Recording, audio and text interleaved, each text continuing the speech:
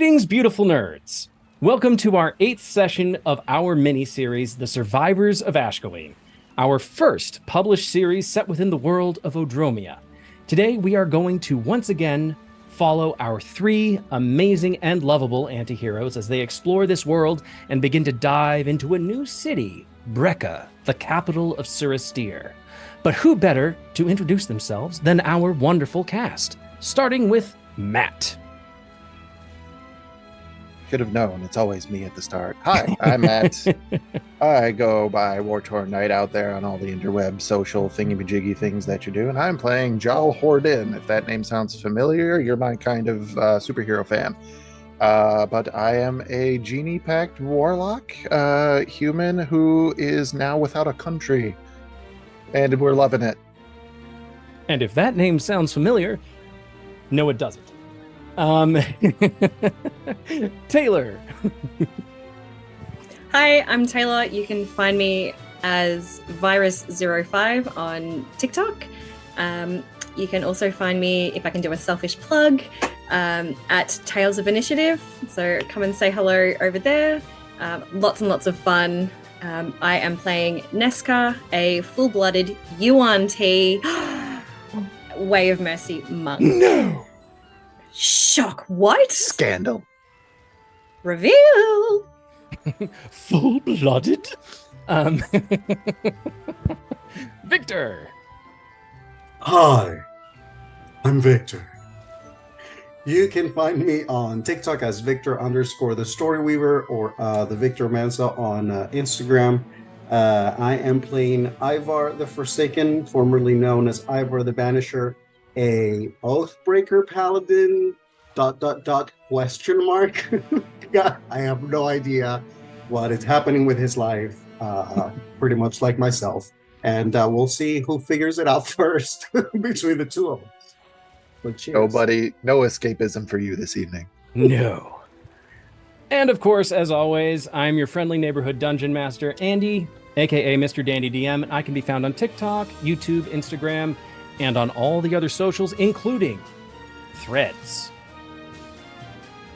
Who cares about Elon Musk and whatever that other app is? If you happen to come across this episode and you enjoy it, please consider going back to watching our earlier episodes, which are awesome, to see how we get here, as well as my other show, Shadows of Ashcaleen, also out right now. We do, of course, appreciate all of you who have liked and subscribed thus far and joined us on this little adventure. So, now, without further ado, since we have finished our introductions, let us once more dive into the survivors of Ashcaleen.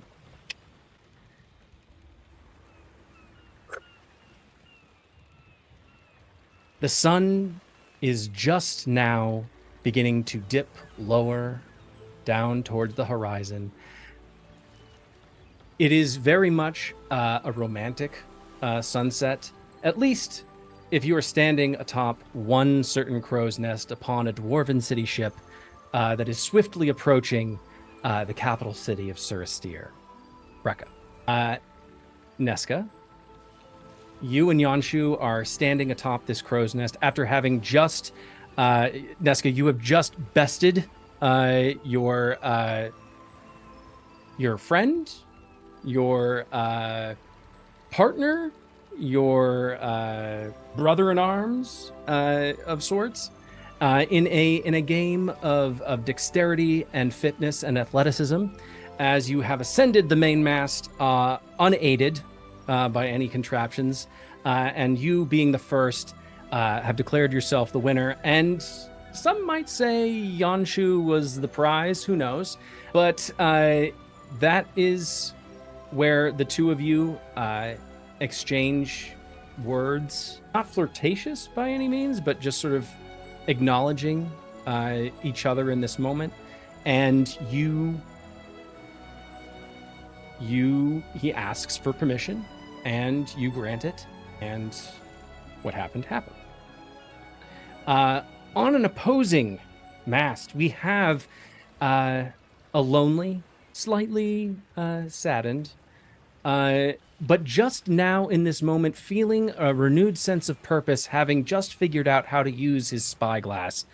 And you have Ivar, who who has just now spotted Brecca, the capital city of Suristir, just as the land mass of Suristir is approaching swiftly. Down below, we have Jal, who is just now feeling just this incredible just feeling of accomplishment, having purchased or procured emerald robes, which are very fine, dwarven crafted, and he feels incredibly spiffy in this moment. What do you do? I'm going to say that after Ivar spots land, he would probably attempt to get down the crow's nest, and he would attempt to make his way to find Rihanna, to basically invite her to look out the window so she can see her home. Okay. Yeah, you clamber down. You get down from this main mast that you were on top of, and you make your way down through the tram up to the apartment, and you find Rihanna there, and she notices you. Yes, Ivar. What is it? I think you may want to look outside. What? What's wrong? Ivar is going to just sort of lead her toward the nearest area that points in the direction of Brecca, so she can actually stand and look in the distance. Yeah, you lead her out the front door to that the main landing area with sort of this porch of sorts, and you go to the railing and you point off in the distance, and you can see this sparkle that is very much in the center of the city, and you can hear Rihanna under her breath. She says, just immediately recognizing the sparkle, she says, "It's the light. It's the light of the Golden Crescent." And you can see just tears begin to pour down her face. Just the sense that you're getting from this moment, Ivar, this is a person who never thought that they might see home again, who was hoping beyond hope that the nightmare that she had been saved from wasn't going to come back. But given the experiences of the last few days, and her experience with you and with Jal and Neska, yes, the dangers of Ashcaleen are a distant memory, but things seem to have been following her. Misfortune, bad luck, ill omen, all of these things. And for Rihanna, she's never been able to pin any of this down, to one person, but it just seems to be odd things are happening. But this vision of home, seeing the physical place once again, just tears and a smile on her face. I'm going to say that Ivar notices that she's crying and smiling, and he sort of discreetly just keeps looking in the distance toward Brecca. You are home, child. She just looks at you just with the biggest smile, and she says, "Yes,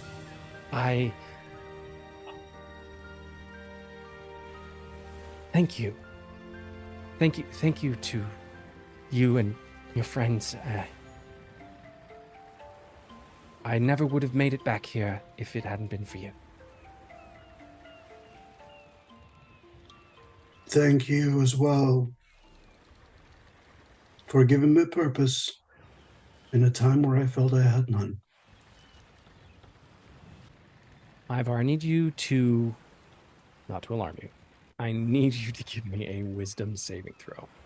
That'll be a 26. 26. Okay. Was that with advantage? No. Kalishtar's get advantage. Sure.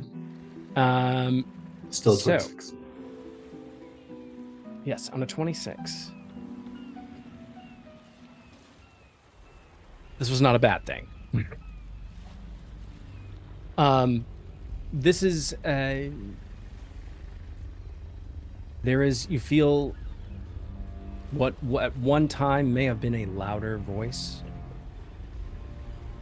You hear, it's not talking to you, but you hear a whisper in your mind.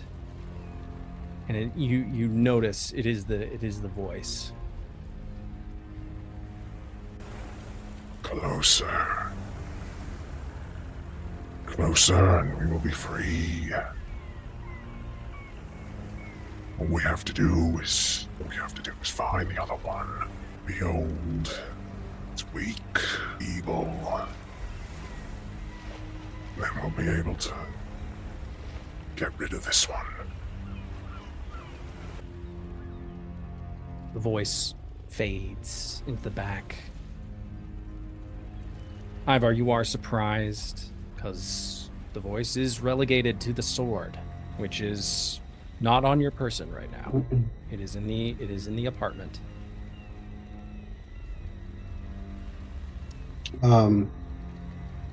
Yeah, Ivar probably has a moment where, as he's hearing, he sort of just again looks into the distance and sort of hearing it. There is a brief moment of sort of quizzical expression, but there is even the fact that this is happening, which technically shouldn't be happening, doesn't seem to surprise him. If anything, there's a sense of acknowledgement and like understanding about something. Nobody else, they probably would see that there's something, as if something dawned on him again in his expression, but to what it is, nobody would know. Very least, the voice and the being that it belongs to, it's following the rules that you set for it. It's not talking to you, and it's not doing anything invasive. If anything, it's probably a good thing that you rolled so high and are able to sort of figure out, oh, I can keep this thing at bay outside my mind, or at least outside of controlling me. I'll say to at least wrap up this cycle that probably the next thing that Ivar will want to do is to try to speak to whatever are the scholar mages, magic users that are aboard the ship. Okay. All right. Nesca, what are you and Yanshu, well, what is Nesca doing? We're still on top of the crow's nest. Yes. And we can see land. You guys are actually looking in the Now, opposite. or You guys are opposite? looking Okay, out cool. towards the setting sun. Yep. Okay. What do we do now? What do you mean? We have no mission. I mean, we do and we don't. We don't have a mission for us, for our people, but I think we've been very clear about making sure that the young lady is being brought home and that she is reunited with family, right? Now, you guys, Right. you all took that on. I was basically incapacitated when you all decided to bring her along and not leave her for dead. Leave the both of us for dead, actually. Saving her was not my choice. I understand that. Saving you, there was no question. I appreciate that. But the life of our people is all I've ever known. I failed this mission. Yanshu, a more serious look comes over Yanshu's face. And it's almost like this moment, this time where there's been a reprieve of, the structure and duty of the Yuan-Ti code and the Yuan-Ti people and everything that comes with that, and the history and the weight of it all, it suddenly comes roaring back in this moment. And Yanshu sort of gets a very grim look on his face. Do you want to go back?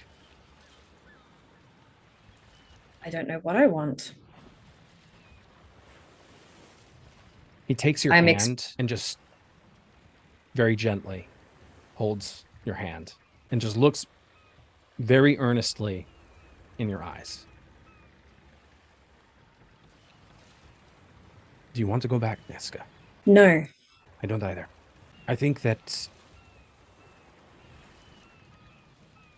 whatever we find in this new city, that this city we can treat like a second Ashcaleen, albeit without all the blood and the fire and the death, but... And the vampires. Yes, the vampires. But Ashcaleen was a place where we, both our people, at least the ones in our group, we blended in. We became invisible to the people there. And I think we have the same opportunity here as well. I'm not saying that we decide to take up any of our old games and our old tactics here, but at least not the ones that, potentially gets us killed. But I think that we can learn from the people who occupy the city and try and find some sort of purpose here. I mean, at least I think it is worth talking it over with Jal and with Ivar. I think it would be in our best interest. Figure out where they are looking to go to after Rihanna is safely delivered. I think I would like to help Ivar. I don't know how far our superiors' reach extends. Will our survival reach them? We've been at sea for the better part of 3.5 weeks. So I can't honestly say whether our fate has reached the elders. It really depends on who else of our group made it out, or if any of them did. If none of them did, then our fates will just be wrapped up in names on a wall. Heroes that did what they did for their people and are honored, but that is it. That is all. No one knows exactly what we do or what we did. And I don't think that any one of the elders would ever send anyone to look for us, given what they know about what happened potentially at Ashcaleen. I don't say that we let our guard down completely. Believe me, I'm just saying that I think that I think we have room to breathe. No? Okay. If you believe us to be relatively safe, then I trust you. I trust you. But yes, we should get the young lady back to her family and then find out what's going on with that sword. Yes, that is no doubt going to be the next obstacle that we will have to tackle once we make landfall. I think we should probably rejoin the others, find out what they intend to do. When we real quick, when we reach the shore, this is new to me. When we drop anchor, no doubt smaller vessels will be sent to the docks. I don't think that a ship of this size is able to make dock at this port of call. Magic can do very impressive things. No doubt, but I think the ship of this size, water displacement... Something about the size of boats and the motion of the ocean. Very well. When we reach land, I'll summon my mask, and then I'll dismiss it. Yes, do we protect our identity, or can we finally take pride in what we are? From what I know about Brecca, and I do not know a lot, Brecca is a very diverse city, and they don't have the antipathy or the strictures or the prejudices against the many different races. I think we might have, the wandering eye, but I don't think that we will have any kind of aggressive reactions in our direction. Again, this is coming from someone I've never been there, just from what I've heard. Oh, you are more informed than I. With a slight grin, he looks at you and says, I have always been more informed. Race it to the others Oh, and take damn. off. And give me an athletics check. He rolled a 5. just what did you get? I rolled a natural 12, and then with athletics or acrobatics, very different scores. You pick. Acrobatics 17. Okay, yeah. Given Wait, sort of 19. Given the initial like shove in the shoulder that you give him as you sort of push off, and using that momentum, you sort of dive almost headfirst down the main mast. You very quickly make your way to the bottom. Yanshu rolls his eyes and tries to, even though he's slightly off balance, to jump over the side with you, and he breathlessly again makes his way. This guy is by no means out of shape, but he, in both instances of trying to prove his athleticism or his, at least that he is competitive, has failed miserably. He arrives very shortly after you, though, and he gives you a playful punch in the shoulder, just saying, very well done. Okay, all right, let's go find Jal and Ivar. Jal, you are again chest puffed out to here. You're loving your new duds, these emerald cloth and leathers, and it just, chef's kiss, feels great.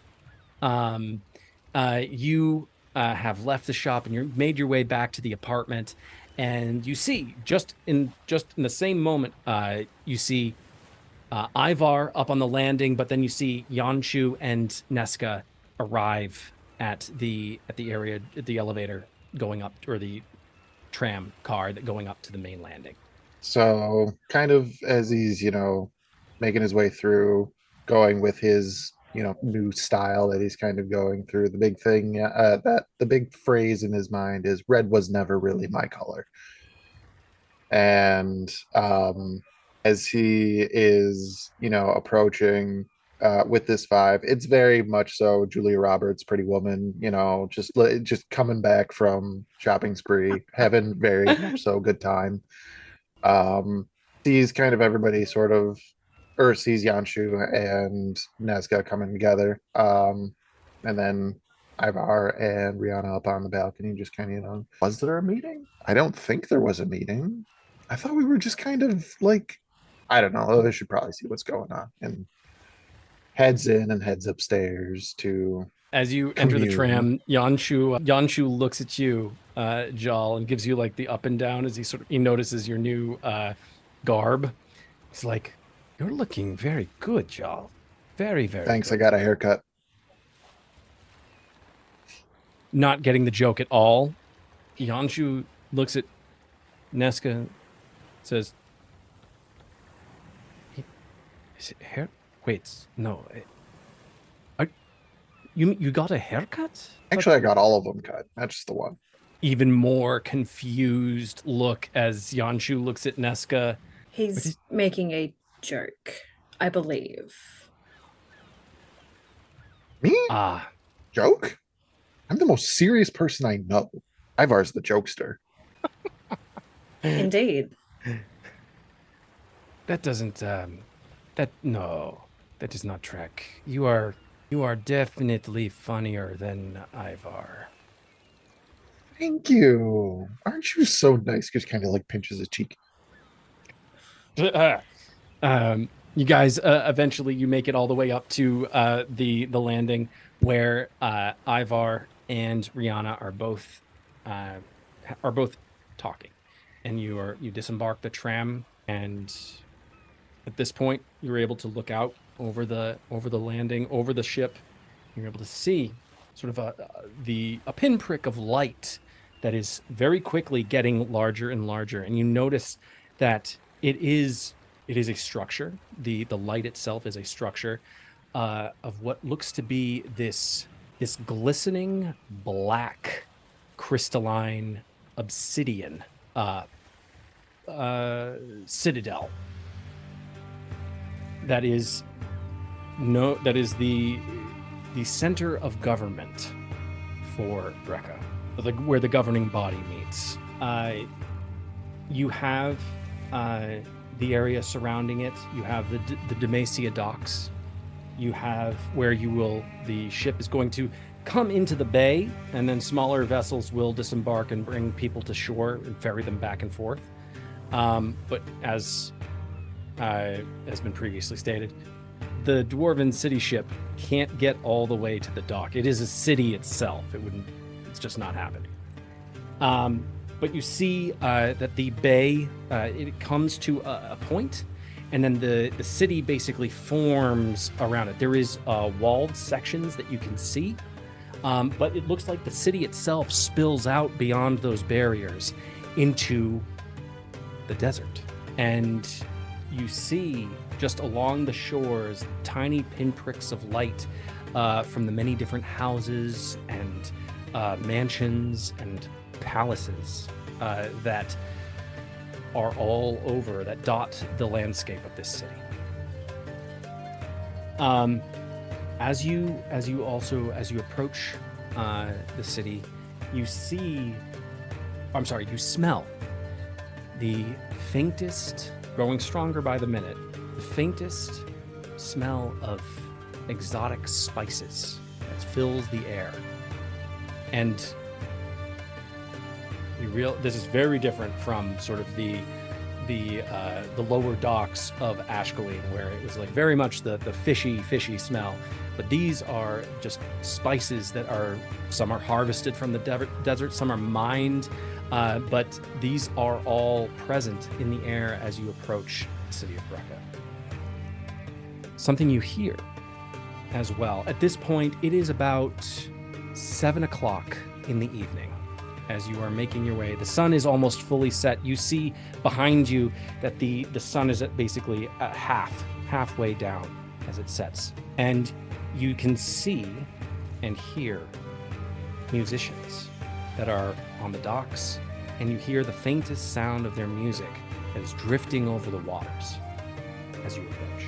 At this point, you are about a few thousand yards away from the docks itself. You hear the hustle and bustle beneath you as the cranks and the levers and the engines that power this ship begin to wind down and come to a dull hum as the ship begins to slow itself down. And you see the commerce of the city, which has been shuttered and is now fully closed down, suddenly some shops here and there begin to reopen, and you see many of the dwarves that are present within the city suddenly come out of their houses and move towards the side rails of the city ship to get a look at Brecca. From what you know, many of them have been here before, but it is always a treat to see the city from the ocean, looking at it. At this point, also, you see the tram come up, and Gada steps off of the tram, says, "All right, well, we have arrived at Brecca, I'm very happy to say, safely." And she looks at you, Ivar. I believe the Queen has also said that you are very interested in disembarking. Am I correct? Yes. Do you need some time to discuss some things? I can wait before we make arrangements. I believe our first point of action is getting the young lady home. Oh, right. That's right. Yes, because you are a Nightmare, correct? And she looks at Rihanna, and Rihanna nods. Yes. Would you like us to contact your family before we send you off? That way they know that they should be expecting you.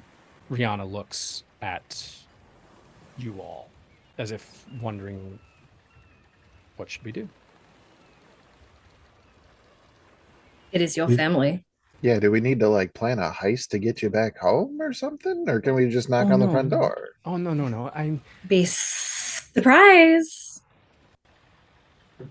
I don't know. I don't know if you wanted to do some other things in the city before we made our way to my home. We've been away for quite a long time.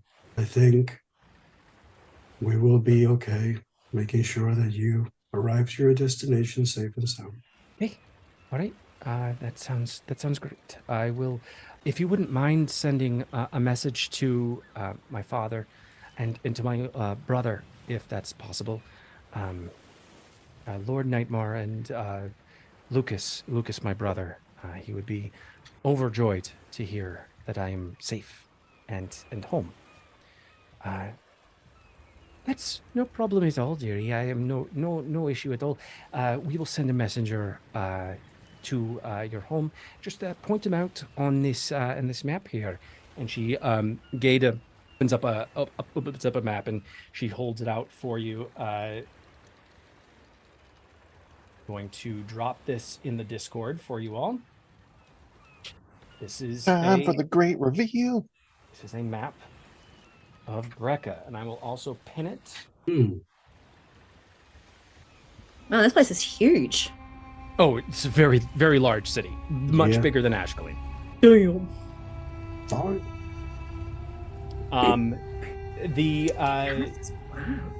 The obsidian, the tall obsidian citadel looking building, as you can see from the map, is known as the Midnight Citadel.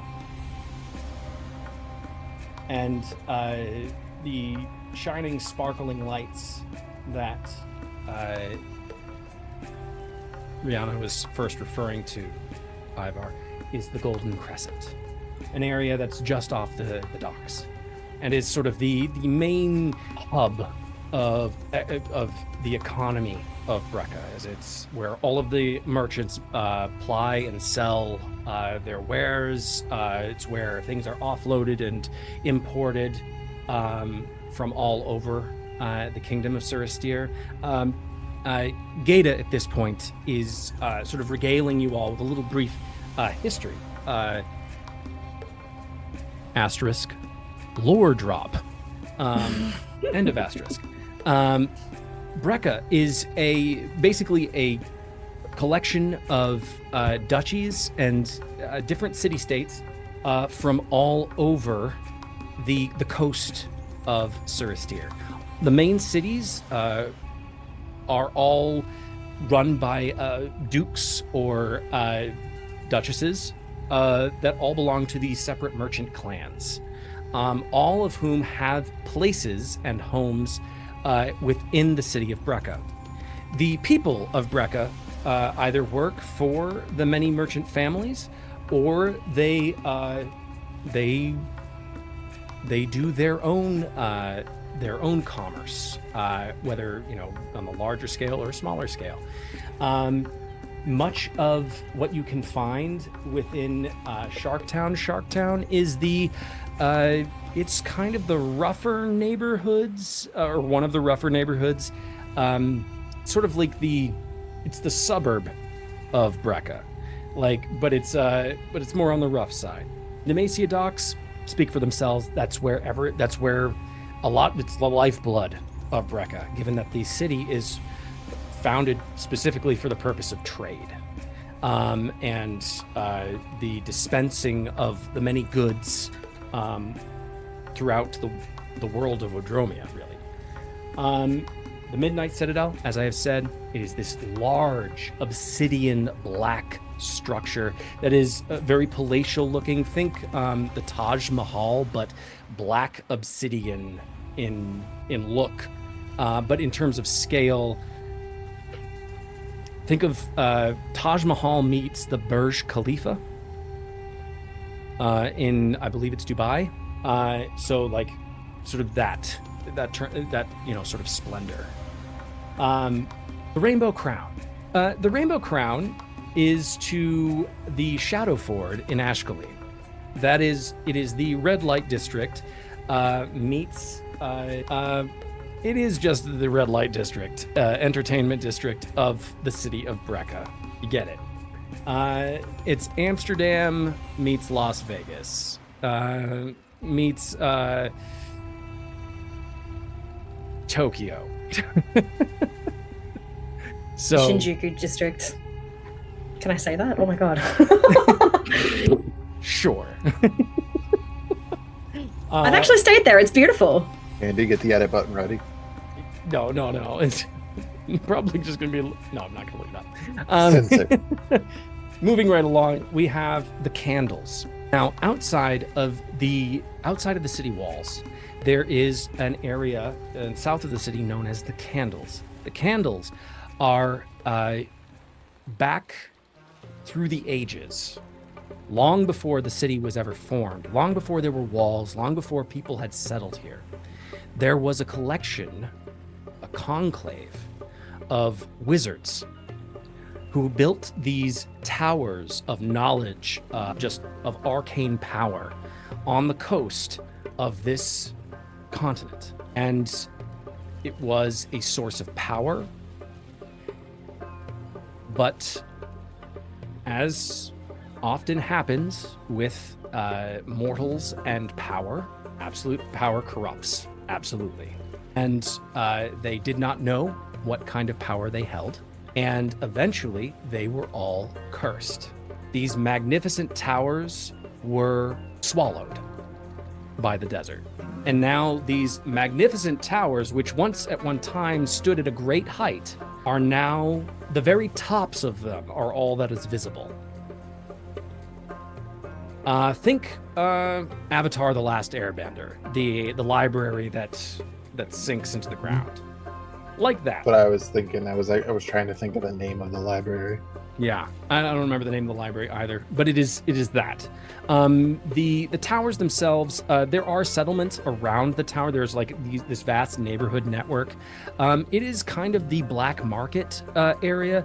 It is where the majority of tieflings actually reside in the city. Not necessarily affiliated with black market at all, but the tieflings all seem to have found community and vibrant families outside of the city walls in this area known as the Candles.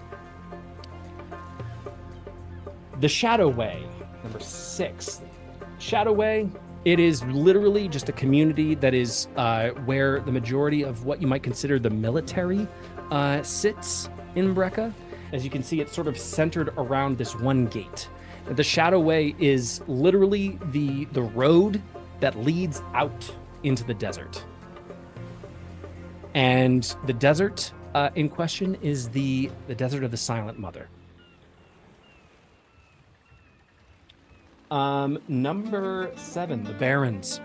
The Barrens is actually, it's kind of a little bit of a misnomer, where the Barrens sort of conjures this like very desolate, like if anybody lives there, it's not much. It is basically picture the New Orleans, sort of that vibe. So it's like, is that the French Quarter in New Orleans? It's like that.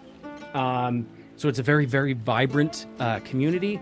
All manner of different races throughout the city, but in this specific area, it's like everybody lives side by side, works side by side. There doesn't seem to be any bias or prejudice that exists in this part of the city, especially not in this part of the city. But it is much like Sharktown is kind of a suburb on the outside. And then the Amethyst Worm. Now, the Amethyst Worm is where a lot of the merchant households have their mansions and where they stay and conduct a lot of their business. Now, the amethyst worm, amethyst, purple, worm. Very much outside in the desert as you move east into the desert of the Silent Mother, you are no doubt going to encounter nests of purple worms. Think nest of vipers, but of purple worms. The amethyst worm. The merchant clans tend to be very clandestine in how they conduct their business and the way they sway power within the city. So these different merchant clans they're not above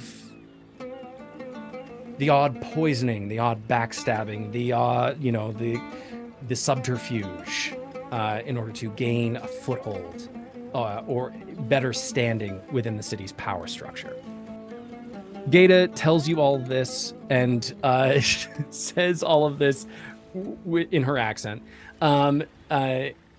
But she hands you all the map and says, I hope that you're able to navigate. I think that...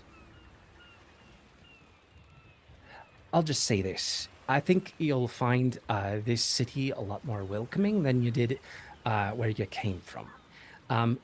That being said, I do think it would be wise for you to have eyes in the back of your head, because it's something that us dwarves have encountered in our trade with Brecca and with some of the other city-states that line the coast. A lot of these merchant families aren't afraid of playing hardball, if you understand my meaning. Just be careful you don't end your evening with a knife in your back. But if that is all, I wish you all the best of luck on the rest of your adventure. And at this point, she offers her hand to you, Ivar, like she's going to shake your hand, and then she pulls you into an embrace. And she's a dwarf, so you're fairly tall, so she's hugging you at your waist, and she just very warm, it's just an embrace, and she's like, you take care of yourself, okay? Ivar sort of stumbles into the embrace and then sort of adjusts himself by taking one knee so he can be closer to eye level, and he offers a smile.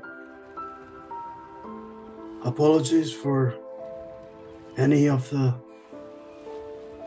troubles that I have may brought aboard the ship. However,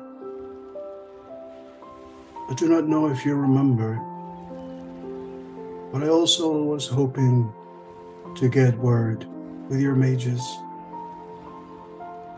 and magical wielders here before departing to the city.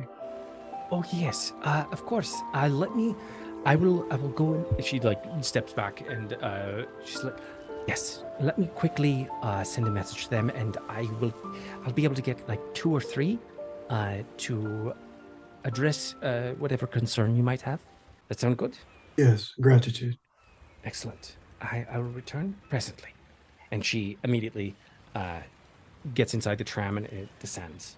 What do the rest of you do during this interlude? I think just coming to the end of the journey, just going to find a sunny place and enjoy the sun for a little bit longer before entering as beautiful as the city looks, the shadows of the streets and alleys. Just Yanshu takes this time to go into the apartment, and he says, I'm just going to pack up a few things before we disembark. Please let me know whatever comes of everything to do with Ivar. Jal is going to kind of, do a nice big nod, and he's going to kind of think. So, how long until we're actually leaving the city? Depending on how long it takes with whatever Ivar wishes to accomplish. 15 minutes goes by, and then you see the tram come back up, and it is Gata, and then looks to be 2 male dwarves and 1 female dwarf. All three of them disembark from the tram, and you see they all are dressed in very similarly to Gaeta, although one in particular, the female, looks to have slightly finer clothing than the other three. And you see one older mountain dwarf step forward. He has a bald head and brown eyes and very rugged white skin. He's about 4'2" and has a very regular build for a dwarf, kind of a portly stomach. He has sort of a very round, handsome face, very long braided mustache. Has what looks to be an unfinished rune tattoo on his left hand. He seems to be intermittently squinting at you all through these very round glasses. The other male dwarf looks to be he has very reddish, long reddish hair and golden eyes, sort of this rugged pink skin, and has a very, very, of all the dwarves, dwarven arcanists you've seen, this one has the most muscular build. He stands slightly taller than the others. Has a very square, average-looking face, not terribly handsome, and a very gigantic red braided beard. And he speaks in a very low-toned voice. Then we have the other female dwarf, wearing very fine arcanist garb, finer than any of the other arcanists you've seen. And she seems to be the youngest out of all of them. She has long, braided black hair and brown eyes, soft brown skin, and stands shorter than all of them, and has a very pointed and fair face, with what looks to be an exceptional tattoo of dwarven runes around her mouth, and and piercings in gauges, look to be gauges in both her ears. She steps forward to you, Ivar, at the gesture from Gaeta, and she says, "My name is Threnan Hardhelm, and I am the head arcanist here. I am to understand that our fellow Gaeta here, she has been an intermediary between you and the crown." That is correct. What service might you ask of us? I suppose your wisdom and your knowledge. First, I must ask, do you know what a Kalashtar is? Yes, we are familiar with your people. Yes. There is thing of darkness.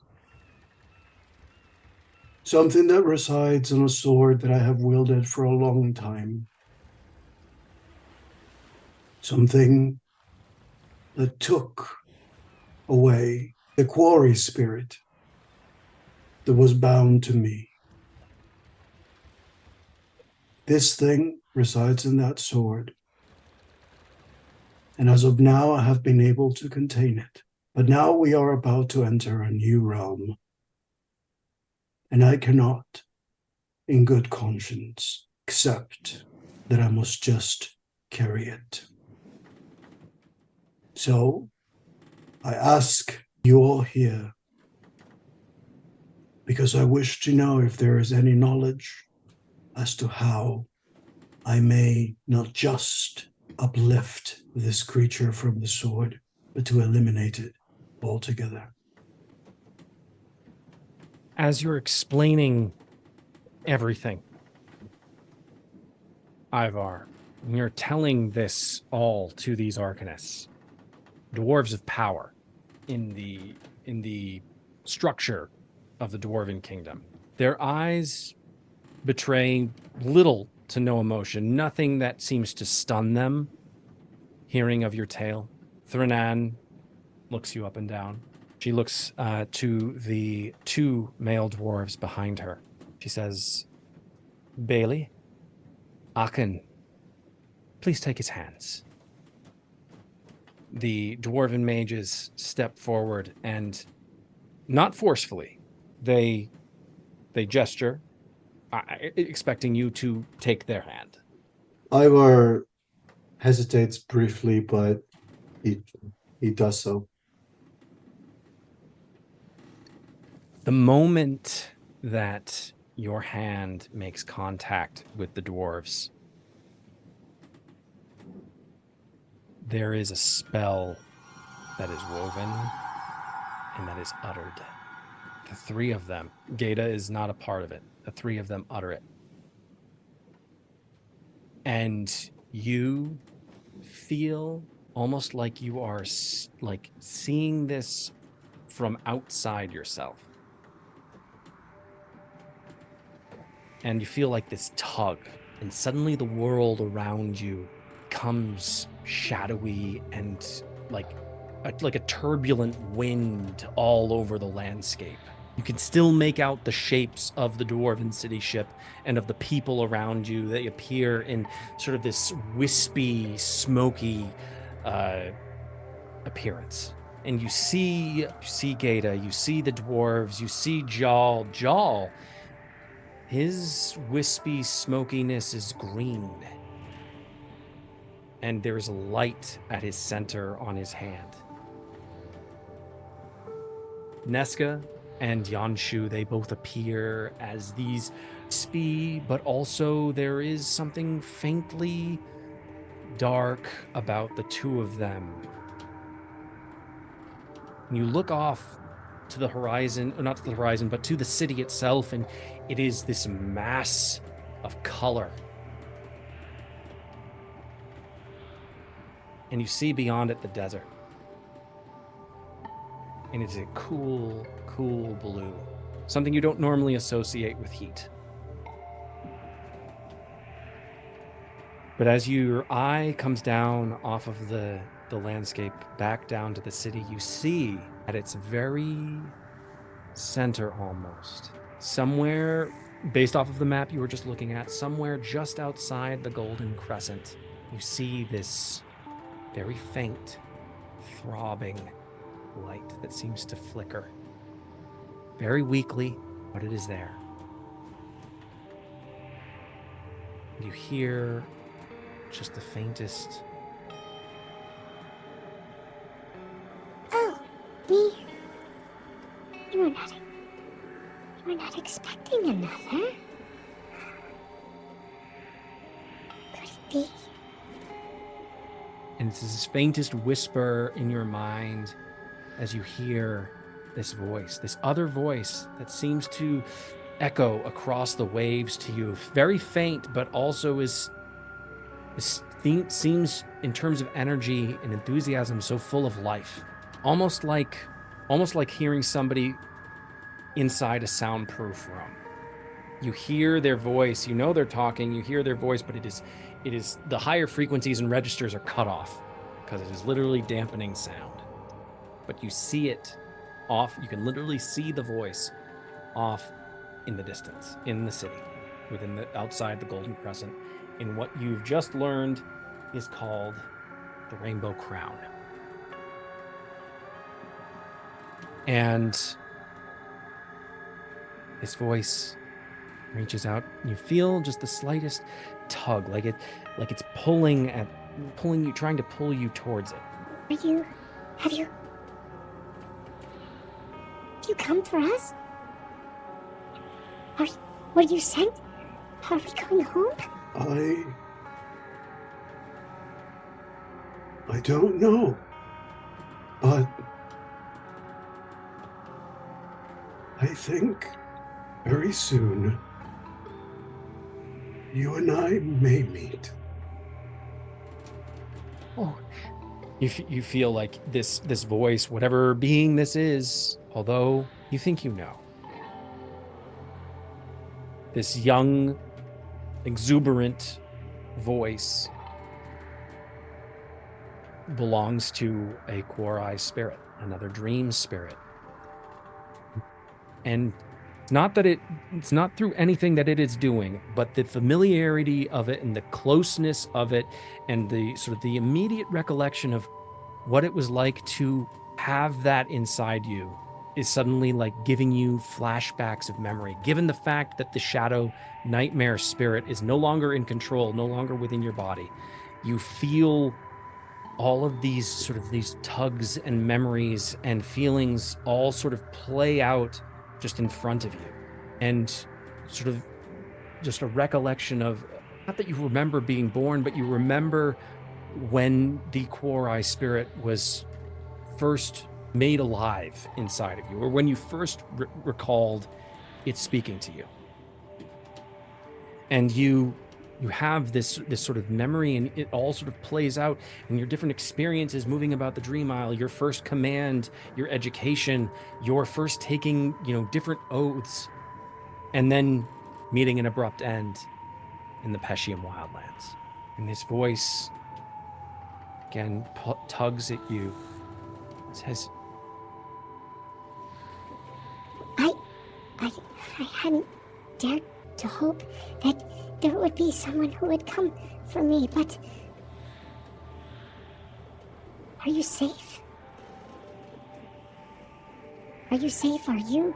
There seems to be a darkness about you. Yes, there is a darkness that still lingers, but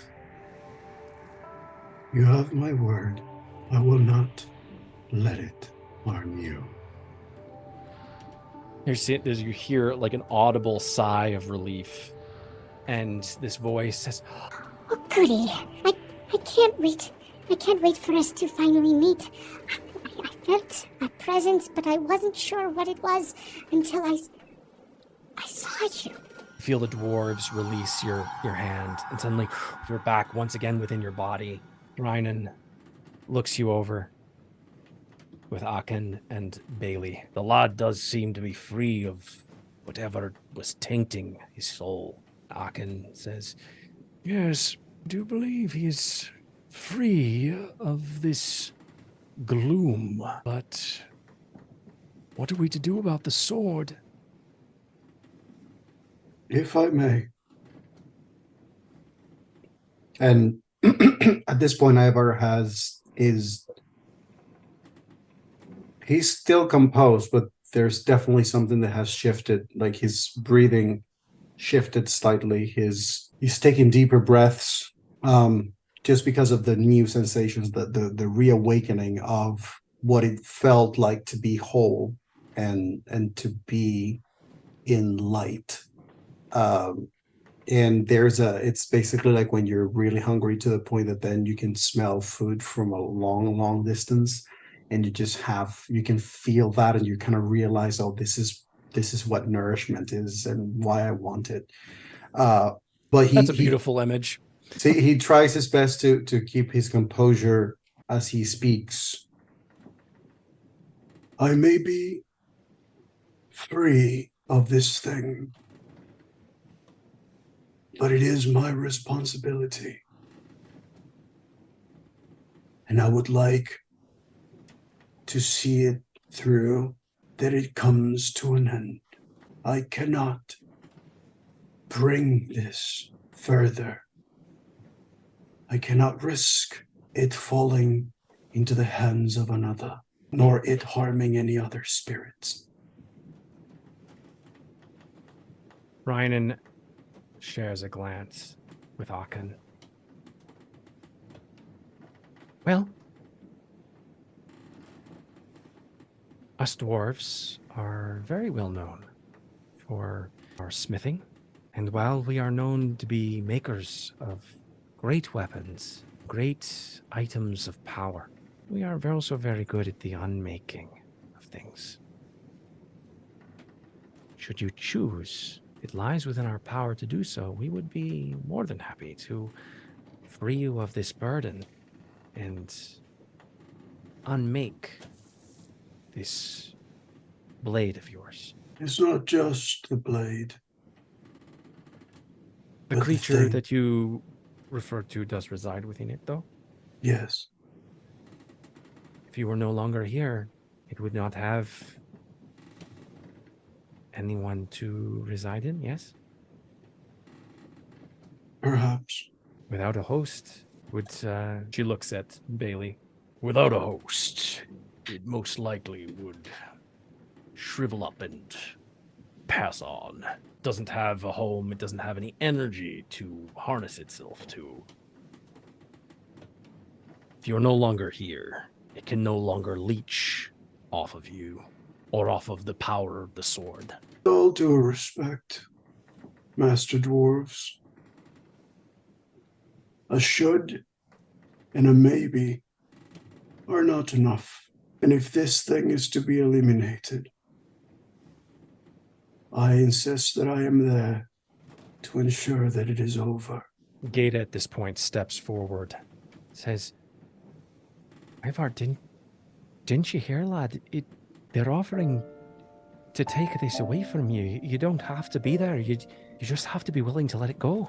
I once taught me to make an oath, Gata. I once thought that my oath was in alignment with what I believed, and I was wrong.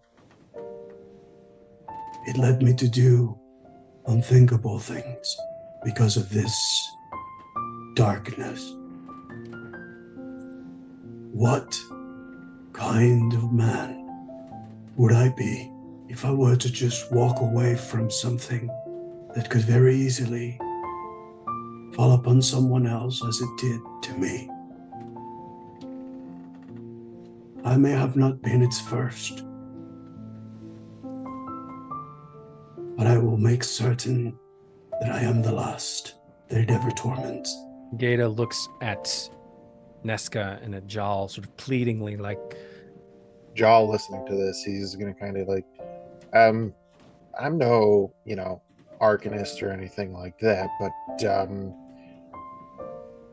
mean, I've had the unfortunate pleasure of seeing this thing eye to smoky eye, and while I don't know the specifics of it, and maybe you guys know better, I mean, is this something that you guys would have to be worried about it attaching to one of you? Rhiannon looks at the other dwarven arcanists and says, I do not believe so. From what we know of these creatures, they only are... They seek out former hosts of Quori and use them as instruments to hunt the other dream spirits that exist. This one I don't believe is any different. And if we are able to separate the host, which seems like it is already half done, given the arrangement that exists with Ivar and with this nightmare creature, I think we only require the next few steps, which would be to get you as far away from it as possible. So that does sound very logical, yeah, these things attached to Kalish, whatever, those things. Counterpoint, lions don't eat their young if there's gazelle to hunt on. Who's to say that this thing won't expand its palate if there's not a Kalishtar around? Aachen sort of chuckles at your not so veiled hint. Well, if that were to occur, lad, it would just have all of the dwarven arcanists upon this ship to contend with. I think we're going to manage just fine. And what if you don't know you've been possessed? What if it takes hold of the queen? I think that's very unlikely. And Thrynan says, listen, we have offered you an alternative to continuing with the blade. You may take this offer or you may leave it here. I mean, like I said, I'm no arcanist, and also I haven't been walking around with this thing on my hip, so I'm by no means an expert in this. However, I'm just gonna put this out there for you all involved, because I, of course, have already voiced my opinion that I think this thing should be at the bottom of the ocean. I volunteered to do that myself. Wouldn't take long, about 40 minutes. So, like, if that's something that you guys are confident you can do, by all means, in my opinion. But are you willing to?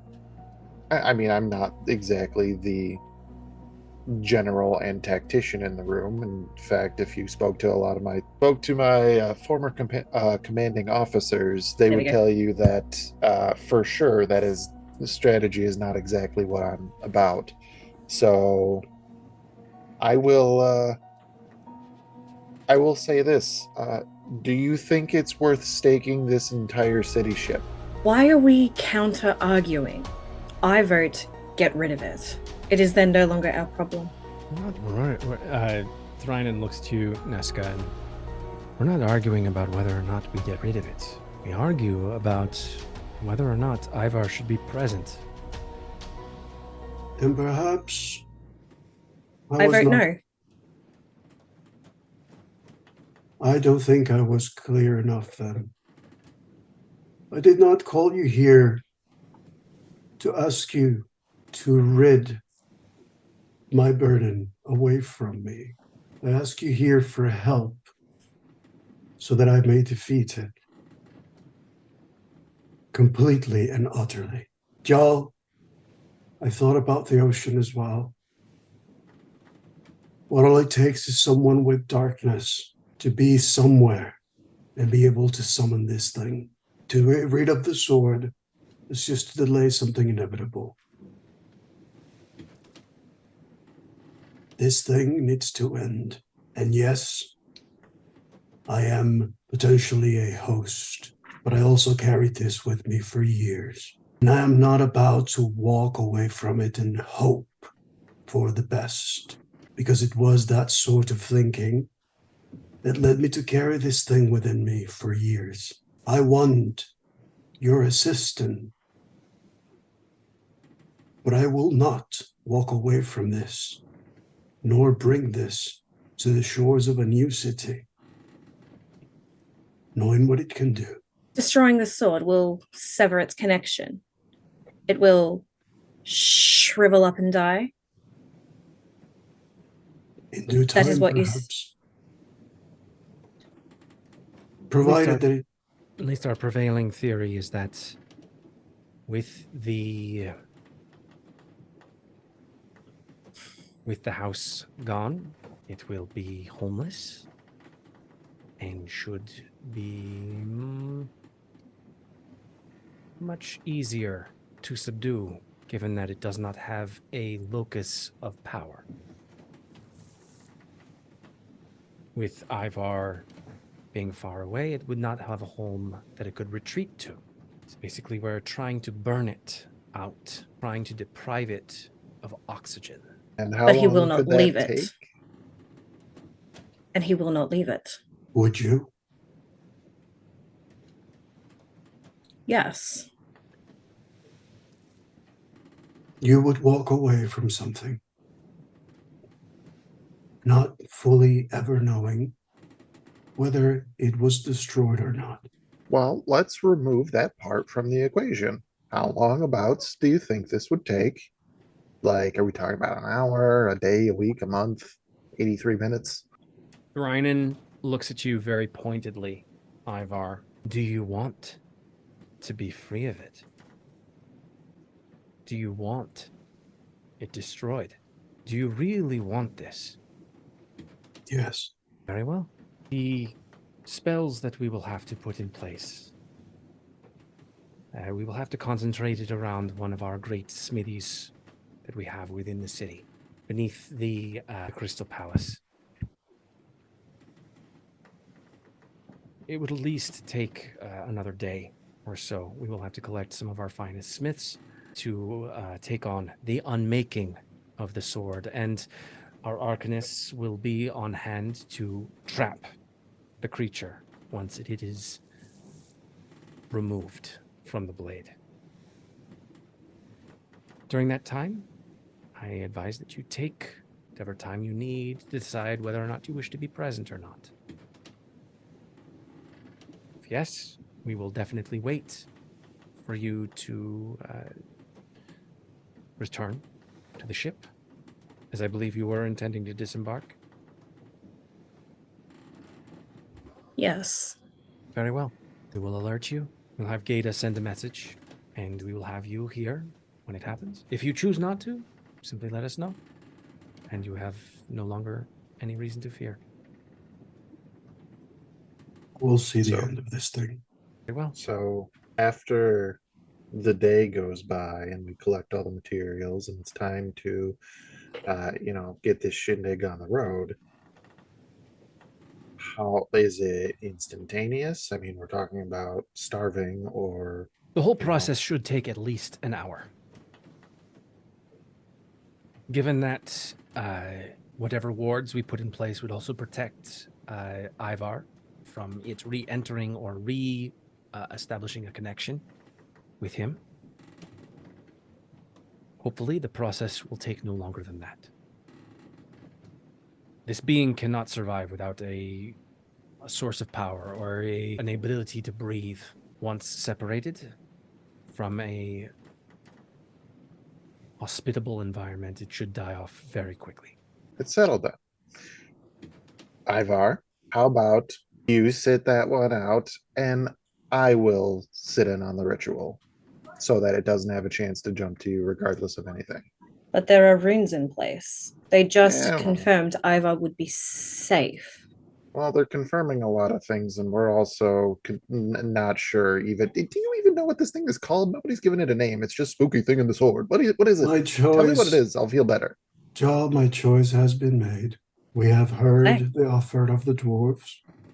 I say we can take our good friend back to her home before we can return to finish this. All right, but if this goes south and these brand new robes get fucked up in any way, you're paying for the next ones.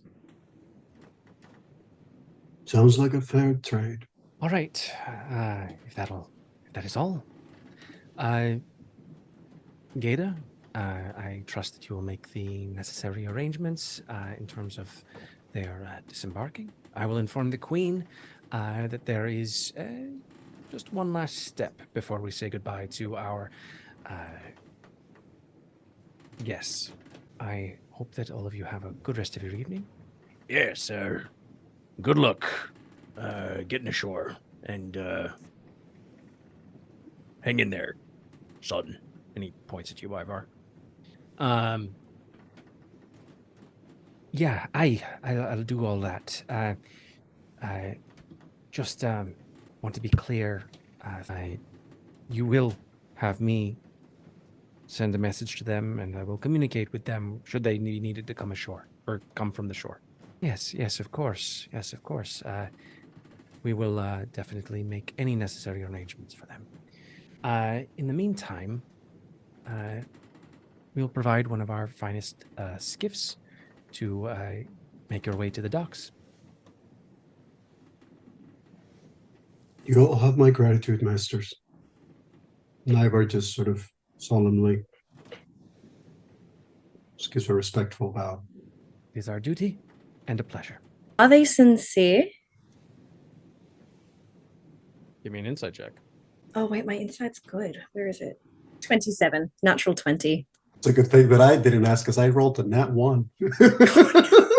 Taylor, I'm going to message you something. Whispers! Ooh. Secrets don't make friends. Don't make friends with secrets. You don't make friends with secrets.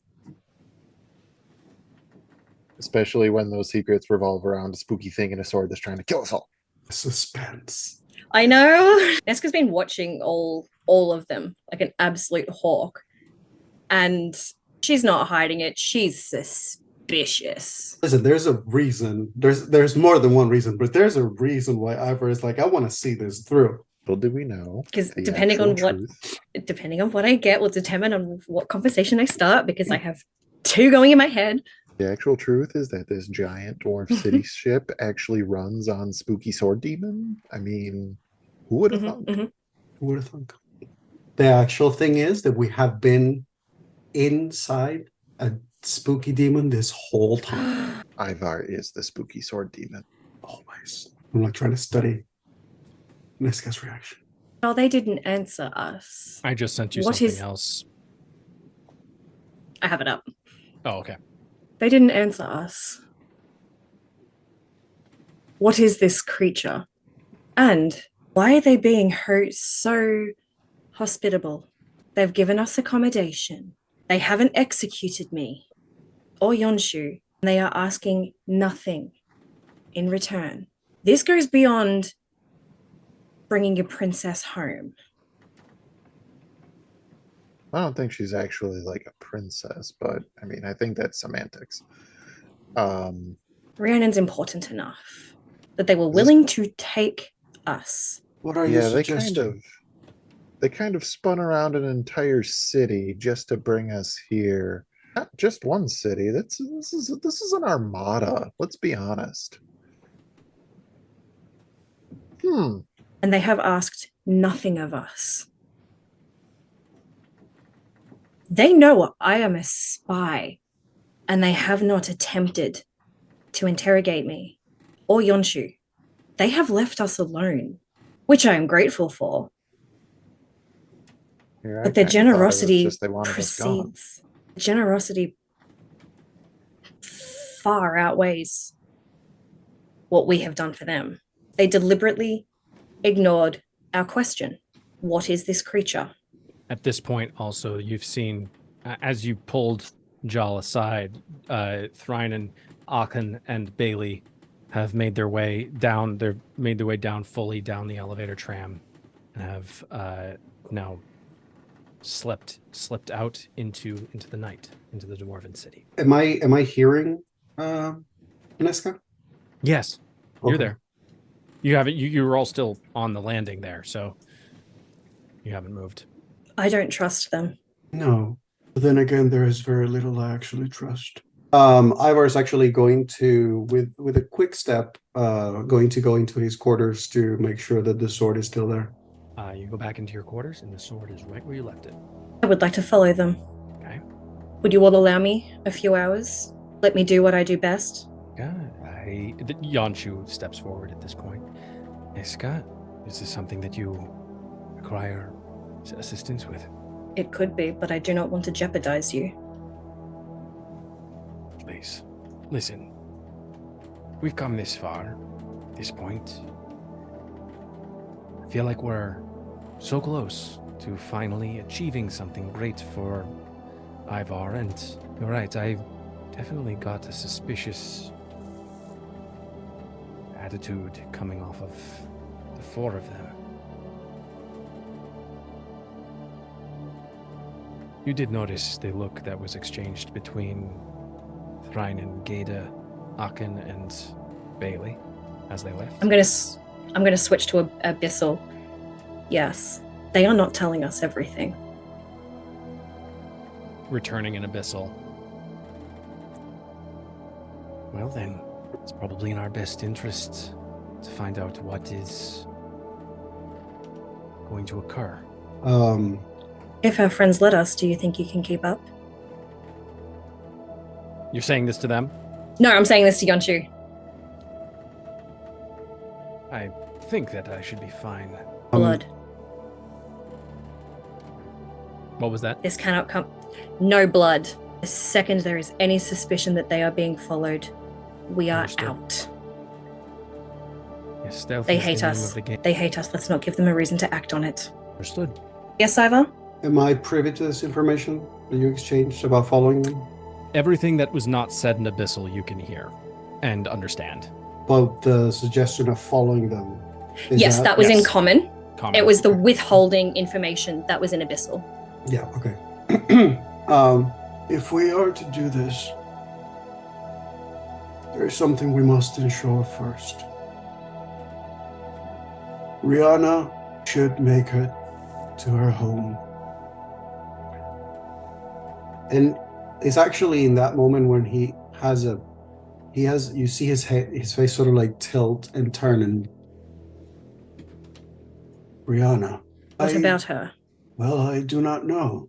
I suppose so. This conversation has left me weary, cautious. But, and this is only my gut. Is there a way that I can like roll something to see if like a gut feeling gives me more of a vibe check? of a vibe check? Basically, Ivar is trying to sense, or like trying to put together in his mind if Rihanna's presence, name, her family, and the reason for this turn of events could be somehow connected. Would that be a history or an intelligence check? I'm trying to think what kind of a check it would be. You're trying to see if there is, based off of your experience thus far, both with the sword, with the spirit, with Rihanna, with everyone that you've come in contact with so far, with also taking into account the recent suspicious activity by these dwarven arcanists. Correct. There's any connection between all of it. Yeah, specifically with the fact that the one connector to us making it here is Rihanna. Like, had it not been for Rihanna, we wouldn't have asked to go to Brecca. I broke the DM, yeah. 1 second. This is what I live for. Watching a DM squirm. It is my professional opinion as a fellow dungeon master that there's no check. You just have to tell Victor all the things, everything, all the secrets. Tell me everything. Also, hashtag Rihanna is a spooky sword demon. She's its puppet. So, Ivar. Mm-hmm. I'm just repeating this just to be sure I'm getting it. Ivar, your mind, as you are confronted with this new suspicion by Yanshu and Nesca of some odd glances that were passed between Geda, Rhinan, Aken, and Bailey. That something is not on the level. They're not being 100% forthright with you all. They seem to be very keen on the idea of you being separated from the sword. As you're thinking about that, you're also thinking about all of the experiences you've had surrounding Ashcaleen and everything that you have experienced all the way through to this point. And a common theme, now if you remember correctly, the sword has spoken to you long before you ever got to Ashcaleen. And then things started to happen in Ashcaleen. And certain dominoes started to get pushed. And certain experiences started to happen. And certain people arrived on a certain dock and saved a certain maiden whose fiance was freshly dispatched by a certain vampire. Mm-hmm. And then you all hopped aboard a certain ship and began to make your way across the ocean. Go ahead.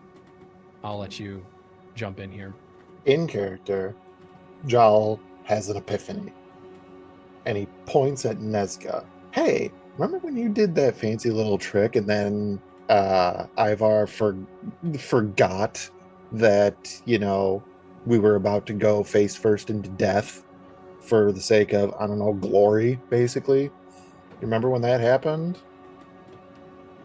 To call it a trick is insulting, but yes. I know, man. Semantics. Why would you do that? The woman is skilled. Dude. Hey, We can have that discussion another time. I mean, it is not a parlor game. She knows her shit. I know shit too, and I'm trying to get this shit out, but I need to get context first. Sorry? The next day, Ivar got pissed because he realized you did your masterful, skillful thing of awesomeness. Good. That was nice save. But he got mad because he knew that you did it. He knew Could've done that, without or he knew that sarcasm. something did it. I'm making a point here. Ivar realized a short time afterwards that you got in his head and changed some things, He right? should not have been able to. Okay, all right, okay, yeah, okay. Either way. That being said, did you not use the same skill on Gata to not have her tell anybody about the events when Ivar tried to kill us all? I did. Then why do these Arcanists know about the sword and what this thing is? Ivar just asked to talk to Arcanists. He didn't say, I need help with a spooky sword demon. I did say, however, I mentioned to them what I am. I told them about the darkness that eliminated the quarry and how I was bound to the sword. When was that?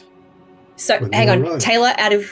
Taylor out of game. Did they mention the sword and needed help with the weapon before Ivar held their hand and they saw this being in his mind before that connection to the new quarry came about? Obviously. Did they mention it before? Obviously, the recording will prove something, regardless of what I say here. Roll back the tape right now. If we check the Check right the down test from the 3 court, episodes. Check our history. So, in terms of what the timeline of what I remember happening, they were invited by Ivar to discuss something. The services were required. Gata went and got them. Did you mention the sword? yeah, You did mention it to Gata. Are you talking about this instance or when you asked this to bind the instance- sword? well, I mentioned wanting to speak to blacksmiths to make sure that I could lock the sword. When I did that, as far as I remember, I don't remember specifically Yes. if I told Gata why, but I do No. remember asking for the blacksmiths to make sure, and I think I mentioned it to you as player that I Mhm. wanted to make sure that I wanted to find a way to make sure that the sword could not be just sheathed easily. Mhm. And then now when they came here, when all these the mages arrived, I basically gave them a debrief where I mentioned that do you know what I am? Do you know what quarries are? And then I mentioned, there is this dark thing that killed the quarry spirit that is supposed to be with me and is, as far as I remember, I mentioned that is bound to this sword and that I And need to get from rid of that it. point, they were just like, "Oh yeah, totally, we could do that." Like you're talking to an exterminator about a From cockroach that point, infestation. they did the hand thing, and I did it with the vision. And from that, after that, they said, "Oh, it seems like he is disconnected from the, he seems to be clean from the energy, the dark energy. So we could basically just destroy the sword that it is the thing that it is connected to, and then But that they would be haven't it." looked at the sword. They haven't No. touched the sword. They haven't done. You were basically just, "Hey, I got a demon in my sword," and they were like, "Yeah, we could do that. Yeah. There's a Visine for that," and everything was fine. Yes. It's a fight. So, and previously, all that we have mentioned to them about your sword was you didn't want to part with it, so can you bind it so that I don't have to give it to you? Yes. So And- why do they know what to do? Why were they so insistent on destroying it rather than sealing it? Look, I am losing time. That tram is moving. Are we following them and spying or not? There's one last thing. Ivar is going to go into his quarters, and I'm assuming with the new sheath that he ordered, he's actually going to grab the sheath and he's going to sling the sword back on him, on his person, and he's going to come back out to the group. He's just going to anticipate whatever comments as he says. As I said, there are not many things that I trust, but you, and he looks at the three of you, I trust you. And I hope that you trust me when I say that until we know any further, it is safer for the sword to be here by my side than with them. All right, I'm saying you're right, but I'm mad about it. But you're looking great on those robes, though.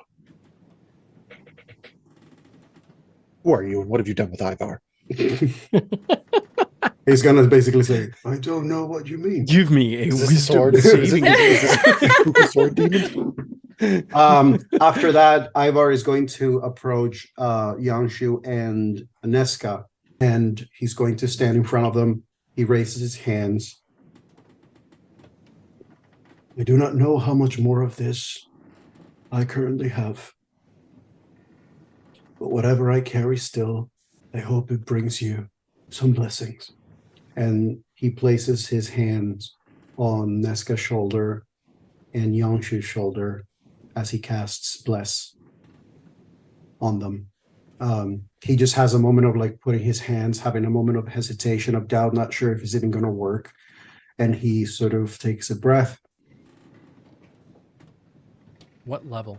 I'm going to cast it. I believe I need to do it at second level. First level, I think, lets you do 3 targets. It only changes targets, but I can do up to 3 with the first level.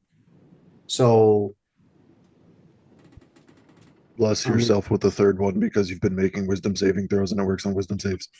Actually, what I'm going to do,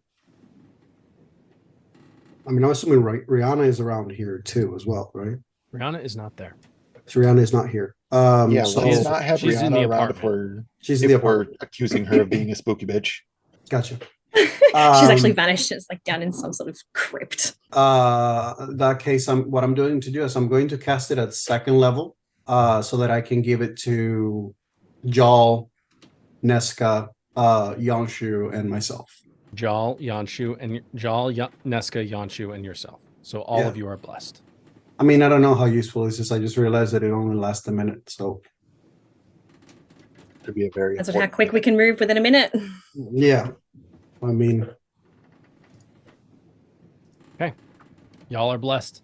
yeah, we are. Wow, So- I feel blessed.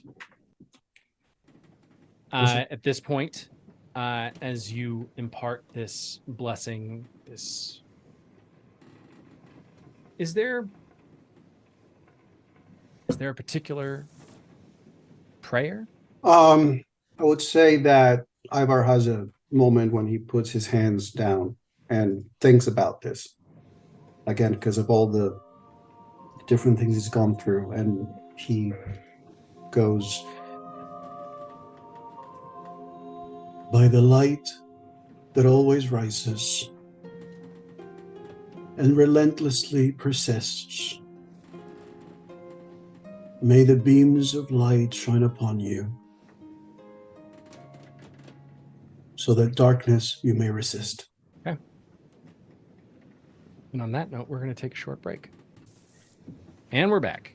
Where we left off, the party is determining what course of action to take as Neska, given a very high insight check as they're observing the Dwarven Arcanist with Geta depart, after having told the party that they're going to depart and make preparations to basically do some type of spell that will hold the creature in place as they extract it from the sword and then potentially destroy the sword in the process. They something doesn't seem 100% right. The exchange of looks is noted by Neska and maybe a little bit of by Yanshu as well. It's at this point that Ivar's mind begins to run wild as he is recalling memories and thinking about the sword's influence and also about certain events that have brought them to this exact moment of where they are and how however unlikely it might seem, how Rihanna's presence may have influenced or not influenced current events. That's where we are. Mhm. That bitch guilty. And we've had Bless cast on us. Am I spying or not? We're waiting for Ivar to do something real quick. Oh, Yeah, you want me to roll? If that is something, so this is the insight. This is an insight check. Uh, I mean, honestly, I don't even know if it's like a roll. I'm just there's. I guess I'm just wondering. There's just like I'm trying to make the. I would like for you to be as specific as possible Okay. in terms of what you are trying to suss out or recall. So, as Ivar mentions Rihanna, to take Rihanna back to her family, knowing, having heard the suspicions that Nesca has, and the conversation about the sword, and them being ridden himself of the sword. Now Ivar is sort of having thoughts about, okay, they did choose to bring us all the way here. Why?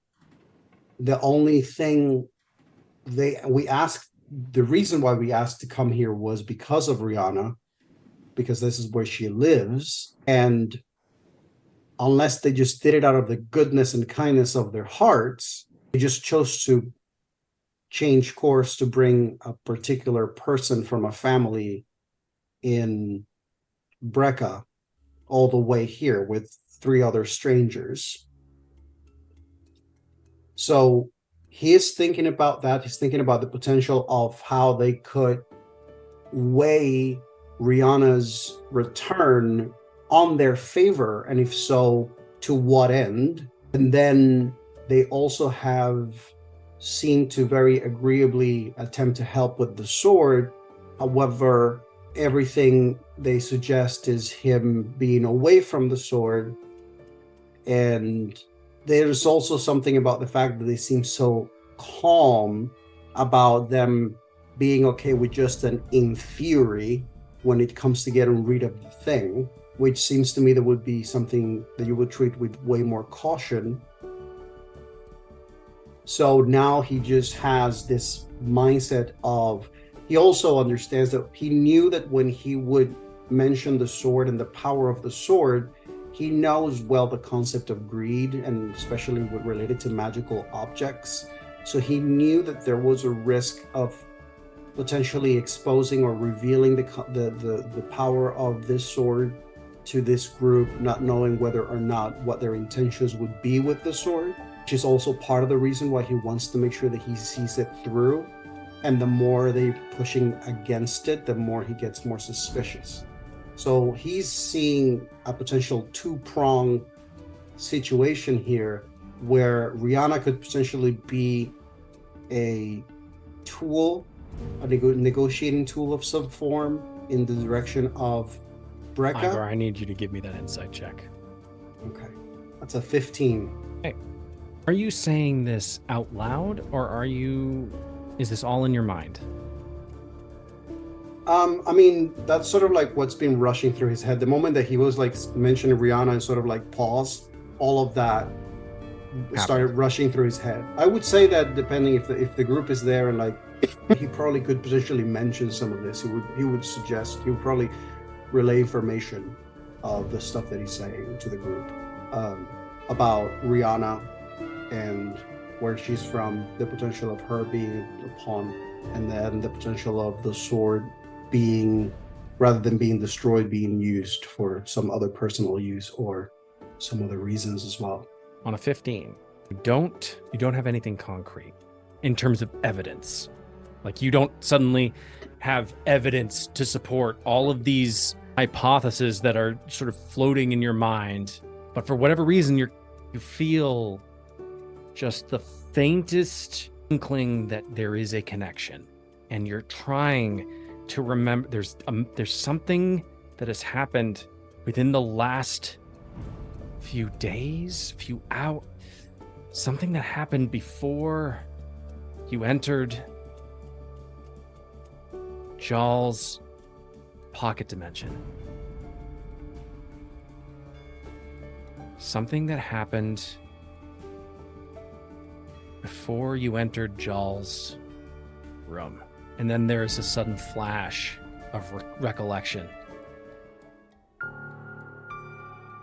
The spirit appeared outside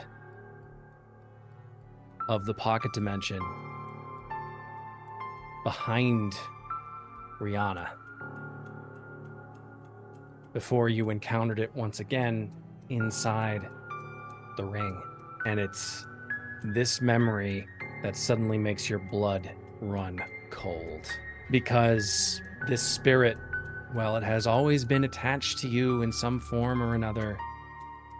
You don't really know that much about it, and it's by intention. You don't truly know how powerful this thing is, what its influence is potentially over others.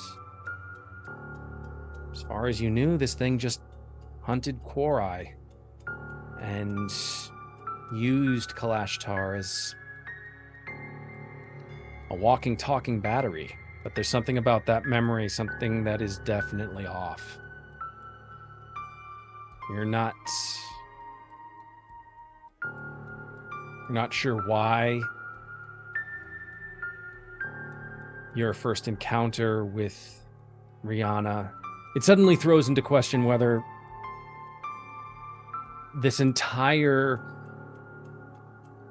3.5 weeks have actually been a part of something bigger. Whether this is all just coincidence. There is a fine line between coincidence and fate.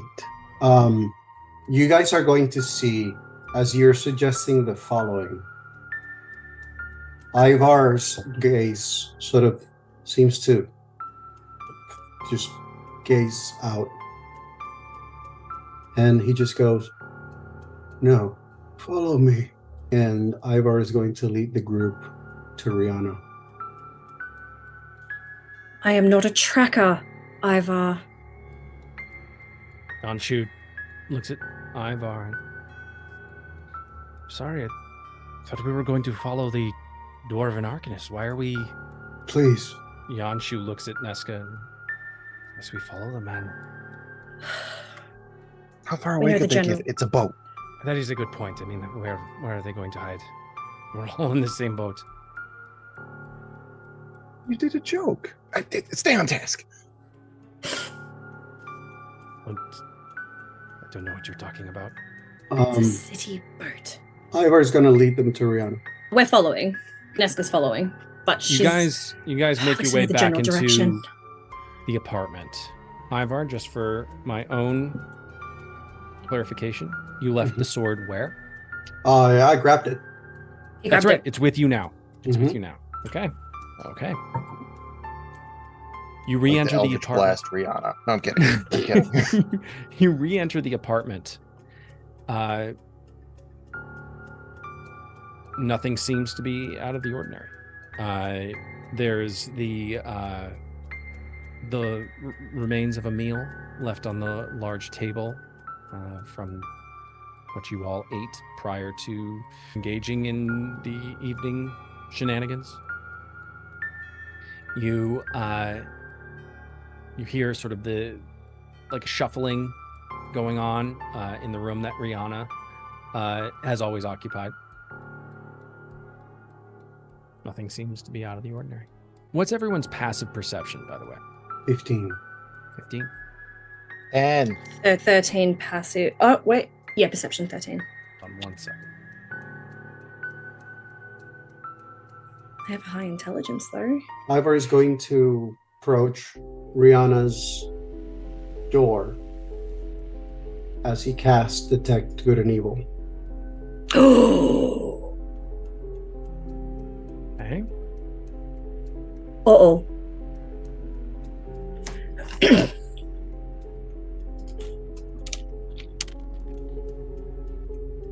I almost wish you guys could see the messages between Taylor and I as we're trying to figure all this shit out. We are I feel shooting theories at each other. So you're casting Detect Good and Evil. Correct. I'm sorry. I'm looking. I must be missing it. Why am I? I'm looking at your spell list. Why am I not seeing? That is a class feature. evil It's Divine and Sense. That's right. That is Okay. different. Divine Sense, baby. As an action, you can detect good and evil. Till the end of your next turn, you can sense anything affected by the Hallow spell or know the location of any celestial, fiend, undead within 60 feet that is not behind total cover. And I'm going to be opening the door as I do that. Oh, the door is already open. Oh, there we go. Celestials, elementals, fae, fiends, and undead. Mm-hmm. Bill it Okay. dandy. All right. You cast the spell as you approach. And you haven't cast Divine Sense. I'm honestly asking. You have not cast this spell since this adventure took place, right? No, I did. I cast it. Ashcaleen. I cast it in Ashcaleen on the first episode when we were above the sewers, and That's you right. told me about how like the darkness felt like it was Got on it. the edge. But since Rihanna has been in your company, you've never cast it. I We don't have think not. I don't think so. Those of you who are watching this episode, go back and watch the previous episodes to see. Please don't hate us. It all comes Uh, 8 episodes later. Yes. You cast this. And the world around you suddenly shifts into almost a monochromatic one, where values are placed. Anything that is something that your spell would detect either are highlighted in this very black or brilliant white. Almost sort of think of the environment when in Full Metal Alchemist, when they are in sort of the go-between Mm-hmm. as the exchange is being made. Similar to that, where suddenly the parameters of the boundaries of the physical space are still there. They're present, but they're suddenly in a monochromatic scale, and it's sort of very black, very white, no real shades of gray, but you can definitely see the things that are highlighted by this spell, which are celestials, elementals, fae, fiends, and undead. Like tendrils, black tendrils, spreading out across the floor, across the ceiling, all centered on you, Ivar, or at least on the thing that you're wearing. Spreading out through this room, your apartment looks out onto the Dwarven city ship, out onto the surrounding area. You see these tendrils snake out of your apartment, down into the city, and making its way through its streets, all the way to the lowest lows of the ship, to the highest heights. One such tendril, snaking its way forward along the path that you're now taking through Rihanna's room. As you turn the corner, you see that it is snaking up her back and is centered around her head, like claws on her shoulders, with sort of an amorphous, smoky black form that is whispering in her ear. Neska, I need you to make me a perception check, please. Okay. Perception. 15. Ivar, while you see this creature or a portion of this creature whispering to Rihanna, Neska, you hear Rihanna responding. Yes.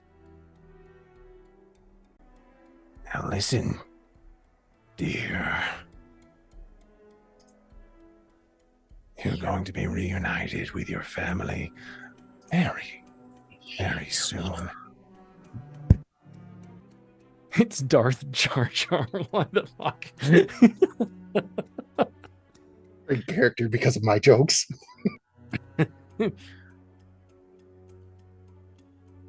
God damn it. Yes, and I'm so very, very grateful for you getting us this far. Yes. Gratitude, very much. I do appreciate it. But be sure that when we get ashore, that we make with all haste to your family's villa, and you pass me along to that brother of yours.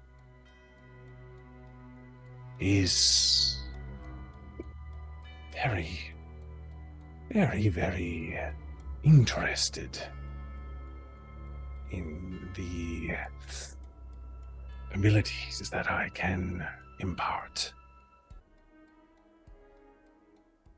I will do whatever I can to ensure that the two of you are able to meet. It's at this point that Ivar, you have turned the corner. And Nesca, you are able to see. It's like both of you are seeing different parts of the conversation. You hear Rihanna's part, and you hear this spirit's part. What do you all do?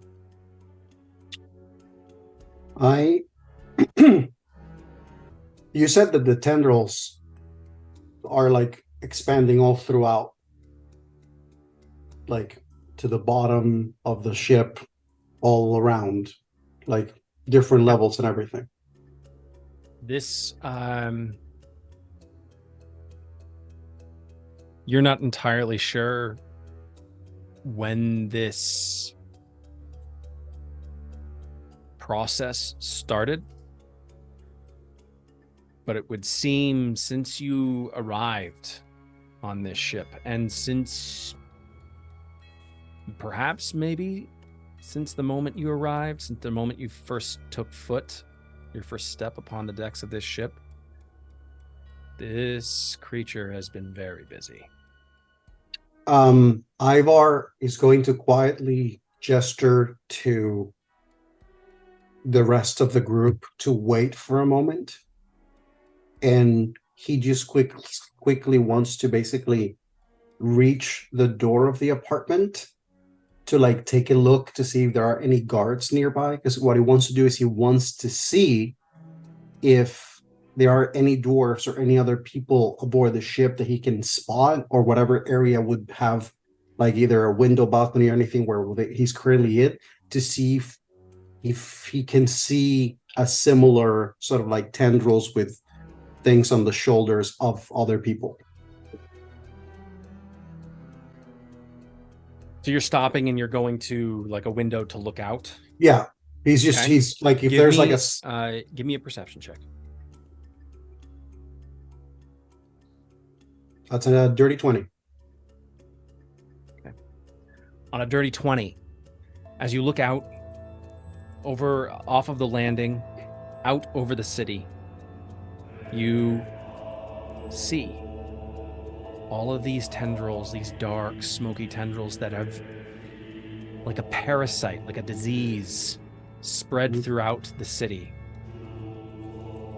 Not everyone seems to be connected to it, but there are a hell of a lot of dwarves that seem to be either influenced or under its thrall, or it just has its feelers on, like it's extracting energy or information. Ivar's going to... He has that moment where he takes that look down, and then he returns to the group, and he just quietly... The ship cannot make it to the city. He's going to gesture for the group. Ship? He's going to gesture for the group to follow him into Rihanna's room, and once everybody's inside, he's going to close the door. I'll have it on record. Giles mutters under his breath, "This sword is going to be the death of me." By the sword of dawn. Okay. Are all of you moving into Rihanna's room? Against my better judgment, probably. Well, metagaming, but I want to ask a question. Are the tendrils coming from Ivar's sword and going out, or are they branching out from, like, is the main tendril going to Rihanna and then they're branching out across the city from her, or is everything from the sword? Sorry, I don't know if I missed that detail. Give me a perception check. Oh, can we see these, or is this just... This would be Ivar. This was me just asking, but okay. I won't argue. I am rolling the perception. Oh. 24. Hey. I'll even just... I mean, your dirty 20 would have sufficed as well, because you were also looking to see where the tendrils are going. Yeah, but based on your first description, it seemed like you said that it was coming from the sword alone, but your hesitation now made me be like, I'll roll a perception if there's more to that. I'll say because you weren't 100% in the room with Rihanna, and what you were seeing was it is centered around the sword, but it doesn't seem like this thing can be everywhere at once. It doesn't seem like it can be everywhere at once. And currently it is latched onto Rihanna. Or it is, a portion of it is on Rihanna. At Ivar can see that there are tendrils everywhere, but it can only be with one host at a time. It can only... Like communicate with one person at a time. Yes. Yeah. It can only... Okay. Yeah. Like it has a grasp throughout the ship, but like fully forming. Just as the tram lines get dwarves across the length and breadth of this city ship, this thing has avenues and networks like mycelium or a mushroom network that it can travel along. Beautiful. But it can't be with everyone everywhere all at once. It's not a god. So currently, as far as you know. But I have Yet. Now I've currently have been able to see it. This thing talking to her. Due to the spell that you have cast, yes. Ivar is going to speak up. I think it is time we have an honest conversation, and I'm going to cast Zone of Truth. What's that, DC? Yeah, whatever Ivar's spell DC is. Yeah, what's the DC for that? What is Ivar's charisma bonus? Because I'm probably close enough to benefit from that. Oh, wait, we're blessed. That's true. Before, what sort of save is it? Sorry. It's a 16. Yeah, but what is it? A wisdom, charisma? Charisma. And it's Ivar, what is your charisma bonus? Your charisma modifier, because we Plus would 4. be benefiting from your aura. Plus 4. Oh no! That's a 27. Jeez. I get to roll with advantage, and I got a 19. Wait. Does Ivar give us something else? What's the aura? His paladin aura of protection. If so long as you're within 10 feet of Ivar, you get his have a charisma plus bonus 4, too. so you have a 23. Oh, okay, yeah, so 19. Yep. I did add that. My bad. Oh, wait. Oh. Wait, I didn't add my charisma modifier. So 11, 4. That's 15, 19. Plus my charisma, 21. Okay, so we have a 21. So we can still lie. But Ivar knows we failed. Succeeded. Yeah, in the spell, you know whether a person succeeded or failed. For the record, this is so that, I wanted to roll so that Yanshu could lie also to this thing. succeeds on his charisma. Now for the creature. Hold on 1 second. Now that we're getting into spells being cast, did we start this whole session on a long rest? Yeah. Everyone good. got their long rest in, yeah. Sorry. Hold on 1 second. Oh, wait. Tick tock. from the music you put on. Mm-hmm. Here we go. This is it. There we go. Excellent. Now I have to roll. This is a charisma. Yes. Yeah. Okay. And the Rihanna roll. Oh. They rolled a 12. So they have failed. What was this save again? The DC? 16? Okay. The spirit, the dream nightmare spirit, has succeeded. Okay. They rolled a 19, and they have a very high charisma saving throw. Rihanna does not flinch. Rihanna doesn't even seem to acknowledge your presence, as they seem to continue with the packing that they've been engaged with. All the while, the creature that is latched onto her back relinquishes its hold on her and turns and casts its gaze on you. Again, Rihanna still does not seem to even acknowledge that you're in the room with her, as she seems to, and then suddenly it's like Windows 95 has crashed with her, as like almost like a blue screen. She begins to sweat profusely, and it's like the very small amount of folding she is doing has suddenly become an impossible task. Almost like someone who's been addicted to drugs suddenly going through a massive withdrawal. The creature raises itself up to a height that is slightly above you, Ivar, and looks down on you. Ooh, clever. Very, very clever. Nesca, Jal, and Yonshu. You all suddenly are able to hear the voice, and there is a slight shimmer of smoke. You don't fully see the very physical form, at least from Ivar's perspective, but you can see the manifestation of what this thing, or the space in which it holds its form. You can hear the voice. I was wondering how long it was going to take. Will they, won't they? I was so close. Little Ivar and his petty band of miscreants. They were going to putter off and, return the sweet little girl back to her home. All the while, I was going to stay here on this place. It's so many people, so many minds to feast on. All the while, you would have thought you were doing some noble act of returning this poor girl back to her family.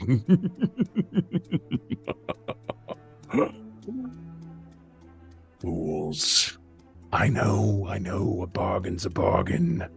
Please do the whole, I will hurt myself, don't come any closer, release my friends, or please do that again. Oh, no response, no witty repartee now, Ivar. Just know, I'm done here. I've made my way into this new place. We'll find that Quori. Can smell them. They're close. There's nothing you can do. Just know I'm going to make this very quick. You all won't feel anything. You nearly had me. Who's the close? And he's gesturing at you, Jal. You came very close. Now, if you just left yourself, if your friends had just not cared about you at all, and just left you to die inside your own little ornament, you could have just served that purpose. You might have succeeded. And as for you, both of you all think you're so powerful, you're so strong, so quick, pathetic. I mean, since I'm monologuing and divulging my master plan to you all, just know the dwarves and I go way back. It's not the first time that I've encountered them. They first let me loose on another group of invaders. Oh yes, the dwarves and I, we have a very special relationship. No doubt why they want to get me back within their fold, get me back under some kind of control, welcome me back with open arms, hopefully to, reinvigorate them, maybe bring about the end of their nautical voyage and return them to their rightful place in the kingdom of Thondarul. They might still succeed, who knows? However, you will not be there to see it. I need each Answer of me you- this. Oh, go ahead. Go ahead, real quick.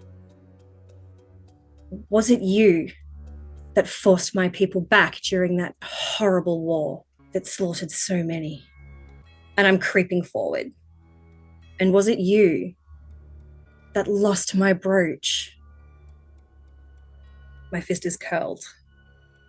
And when I get close enough, waiting for an answer. I think that's far enough. As to your questions, it's very easy to lose items when you're not actively looking for them. Sometimes, And you can see him gesture with a long, smoky arm with nails and claws. And he gestures over Rihanna's head. Rihanna is frozen in place, sweating bullets, her hands just taut around an article of clothing. sometimes the people I influence, they have very sticky fingers. Am I within striking range? You are within 10 feet. I wanted to get closer. I wanted to attempt a stunning strike, but if you stop me at 10 feet, then I can't reach. He just held out his hand and said, that's close enough. He hasn't done anything to you yet. Oh, okay. I would have slowed my movements down then, but continued. And then if I can get close enough, I want a stunning strike. Just because you have said that you're slowly inching forward, and there is a little bit of subtlety involved, I want you to give me a sleight of hand check. My stealth is so much better. Ooh! 22. Using your skills as a tactician, an investigator, noticing certain things about your targets or your marks, you recognize that this being has his focus spread far afield. Whatever you're talking to right now, he is spreading his focus on all of the people in front of him and also on the minds. Even though he's not able to be there, his thoughts and his intentions are also elsewhere. He's spreading himself out in a variety of different ways. Does not seem that he has noticed.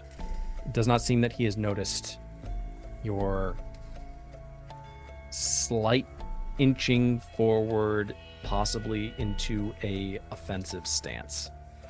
Jal, what are you doing during this moment? Been kind of listening and sort of like shaking his head like this motherfucker the whole time. Seeing Nezca close the distance though, and him, that's close enough. And, he may not be, catching the subtle movements. However, that being said, Jal is going to do what he does best, which is get some attention, and he's going to look at this smoky thing, just go, well, then I guess we should find out if you're behind absolutely every terrible thing on the planet. I mean, for God's sake, or for the sake of the gods, are you the one who corrupted Queen Nylily? You were an Ashcaleen all along attached to Ivar's hip. It's the taunting that really pisses off this being. And it's the fact that Jal never seems to stop with the snide, sarcastic remarks. And he always seems to have one in his back pocket, just ready to use.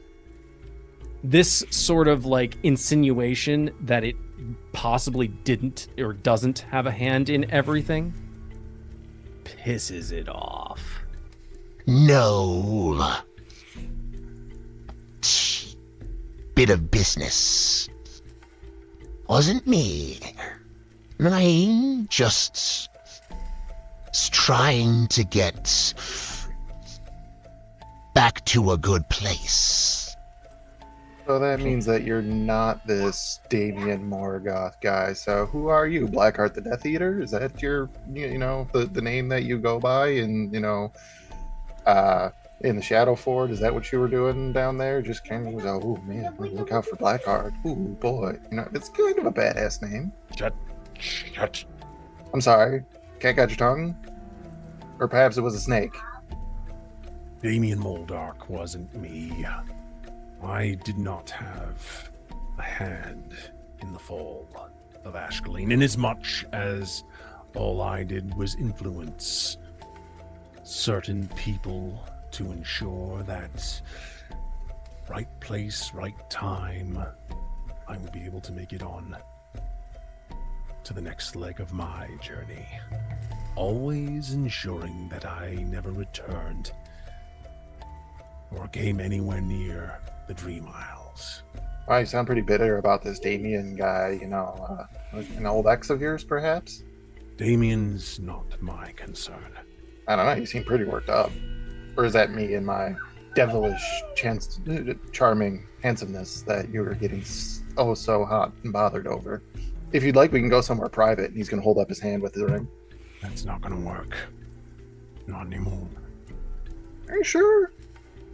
You seem pretty apprehensive about it. Can you fit all of this in that? Women Gestures will tell to you. the whole city ship. Women will tell you how much I can fit in tiny places.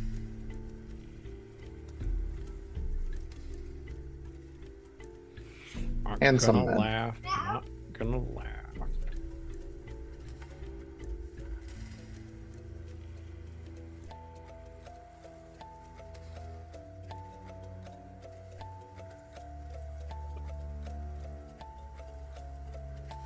Is Nesca in melee range yet?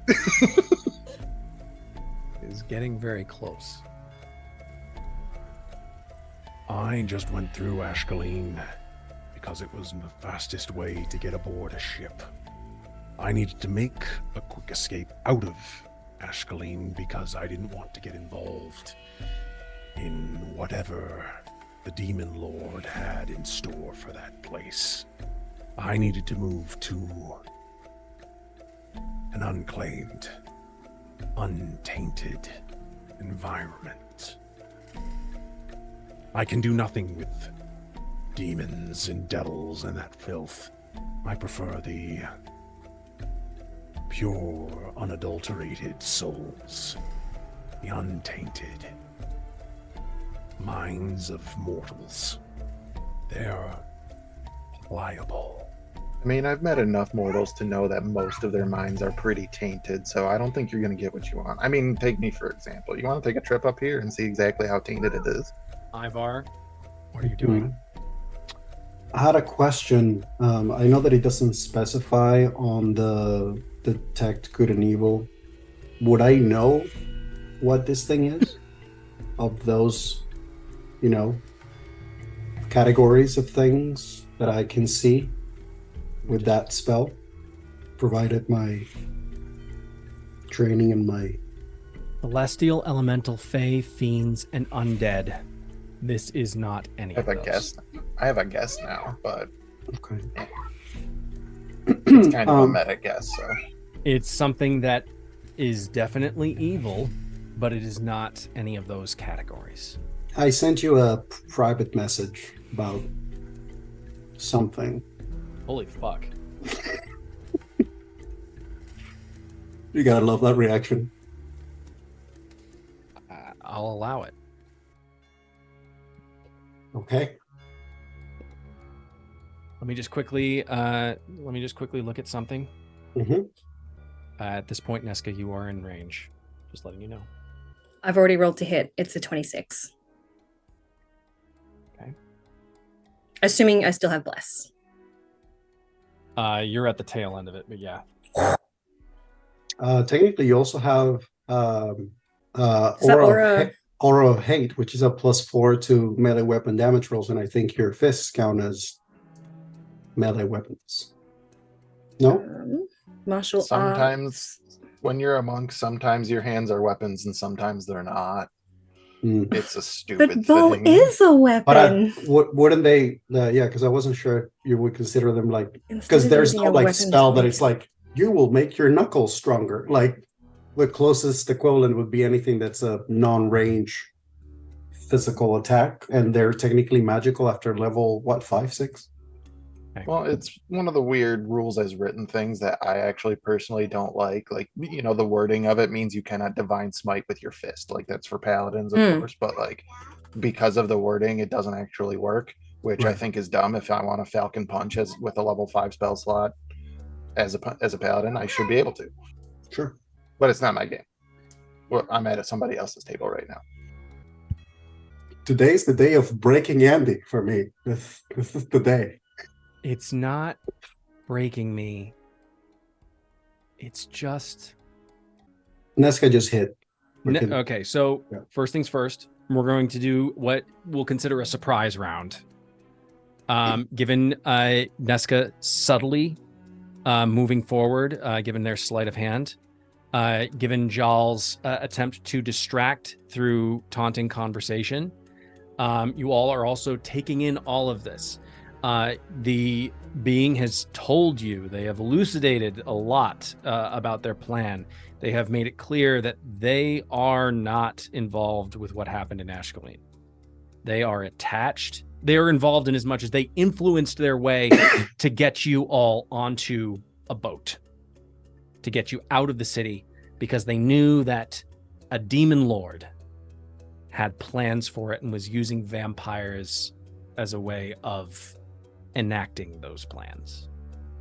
And you witnessed that at least a portion of those plans had to do with the banishing of the houses of worship away from this plane, taking them, sucking them off of this plane entirely and sending them to another place, removing the influence, the sphere of power that the god that belonged to that temple had over that location. And that is something that you witnessed when you were departing the city on the boat. At this point, Nesca, you are close enough. You rolled a 20, so you got a 26. Yep. That definitely beats its armor class. Is there anything that you are doing in addition to it, in terms of your punch? No, because I don't want to give up the jig. I feel like if I say something, I'm going to give myself away. So the second I'm within striking range, You got dagger a like 26, nails. right? 26. Okay. All right. Or should I roll at disadvantage because it's all like shimmery? Like I don't see a form. I just see like an aura. I'll say that the aura is defined enough for you to know exactly where, not exactly, but you know that you're striking at a certain point. Okay. If I'm able to, I want to just go for the neck and like try and stun it so can't speak. And I'm declaring stunning strike. So it needs to make, where is it? I just had it. Constitution saving throw. That is a natural 20. Ugh. Definitely beats. but it still takes 5 points of bludgeoning damage. As you draw your fist back and you... Oh. +4. Are you adding the +4 of Aura of Hate from Ivar? Does that affect damage as well? I think it's a damage. It's a +4 on damage rolls, if I'm not mistaken. Oh. Second. Because you have a +4 to will saving throws and Aura of Protection, and then Aura of Hate is...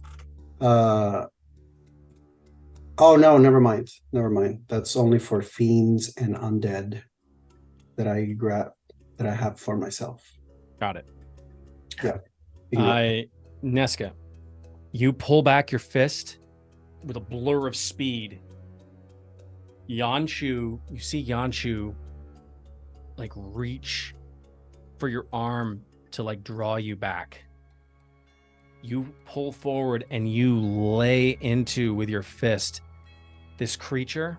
Suddenly the shimmer is gone and it is standing very clearly in front of you, your fist securely held within its neck. I need you to give me it is attempting to grapple you in this moment. Okay. As, yes. So it's a contested... It's a DC 15. Okay. You get a +4. I get a +4 to that. Oh, bless. Saving Yep, throws. beautiful. Saving throws, yeah. Actually, no, that's Aura of Protection. If Bless is still going, you actually get extra for that. Are they both concentration? Yeah. Bless is concentration. Bless Bless is concentration. Aura of Protection And is it's a default. We were at the tail end of that as I was like creeping up. So I think that would have applied for my attack. May DM's discretion may have won. Is Bless still going? No. Okay, but Aura of Protection is basically just a default that as long as you're within 10 feet of me, you have. You are. Yeah. So you have a +4 to your saving throw. This would not be a saving throw. This is it's a contested. Yeah. So it's an athletics. For you, it's athletics. For the target, they get to choose athletics or acrobatics. Mm-hmm. Right. I'm pretty sure. Yeah. Yeah. Come on. I've got it. Nope. That's a 10. Oh, plus the 4, 14. Yeah, doesn't hit the DC. No, didn't think so. As you make the impact, you feel this suction as your fist lodges itself in where you thought this creature's neck would be, and it becomes fully physical. And like your fist, sure enough, is lodged in its neck, but it's like this ooze, this black smoky ooze that is just sort of absorbing your hand and holding on, and your fist feels cold, icy cold. And it looks, turning its head, its eyes still fixed on Ivar until its head is fully turned towards you, and then its eyes suddenly narrow and fall directly upon you. And I need you to give me a DC 17 intelligence saving throw. You get +4 on that one, though. I fail. Hang on. 5 intelligence saving throw. Is this a magical spell? Is this a spell? This is... Or a magical effect? This is something that is innate to it. This... Is it by nature magical, like this creature? I'm going to say yes. Cool, I get advantage. Much better. 14, 18, 22. Otherwise, it was a 15. No, it wasn't. It was less than that. So what it just did was it just tried to cast Gaze of Nightmares on you. Something that you have experienced before, or a Jawl actually experienced before. And it lashes out upon you, and it's something it does after taking damage. And it pushes a vision upon you, something regarding your deepest fears. On a fail, you take 3d6 plus 5 psychic damage. I succeeded because I got 22. Or half as much on a success. 6 for 10. That is 16 plus 5. That is 21 points of psychic damage. Half to 10 or half to 11? Do you round up or? Or 10, yeah. 10? Okay. I was like, do I take the 11? Like, do you round up or do you round down? Like, okay. 10 psychic. Eesh! Oops. Immediately, Nesca, you feel this blast of pain, and Sierra's suddenly flickers of blood and memories of darkness and pain suddenly go through your mind. Very briefly, you see one of the trials that you had to endure to become a monk of your order within the Yuan Ti structure. And it was running a gauntlet through a certain portion of the Peshian wildlands. And it was one of your deepest, darkest moments. And then suddenly the memory is gone. And you feel sort of the creature grimace as it tries to get control over your mind. And that's disappointing. Jal is... He cast invisibility, I think. Can I do flurry of blows? Jal, you are next in the surprise round. What do you choose to do? I would like to cast Hold Monster. Very well. That will be a DC 16 Wisdom saving throw from this creature as I extend the hand forth with the ring and bright green magical chains try to wrap it up. Is it a Wisdom save? What was the DC again? 16. It's a 15. You bet your ass it's a 15. So double check. You muted. Yeah, your audio kind of... I guess that happens when I click onto D&D Beyond and not on Zoom. Either way, so that means that it is paralyzed for the duration of the spell, which is concentration up to 1 minute. It's not undead, is it? We already discussed that. It can't be undead because of Ivar. Yeah. At the end of each of its turns, the target can make another wisdom save, and on the success, the spell ends. However, I hope that we don't make it that far. I hope that we just pummel this thing into the ground. So, yes, this thing is wrapped up by a massive amount of magical green chains, and it holds it directly in place, and Jaw holds his hand down and goes, I got it! Fuck it up! Nesca, your fist lodged in the side of this creature's neck, its grimace gaze laid upon you. Jal takes this moment, drawing on the power of the ring, suddenly launches these green chains, suddenly seemingly out of the floor, and then just wrap up this creature. It's, these chains encircling it and holding it to the ground. This soundless scream attempting to escape its jaws. Yanshu is going to take his turn. All of his attacks are at advantage. Isn't it also an auto crit?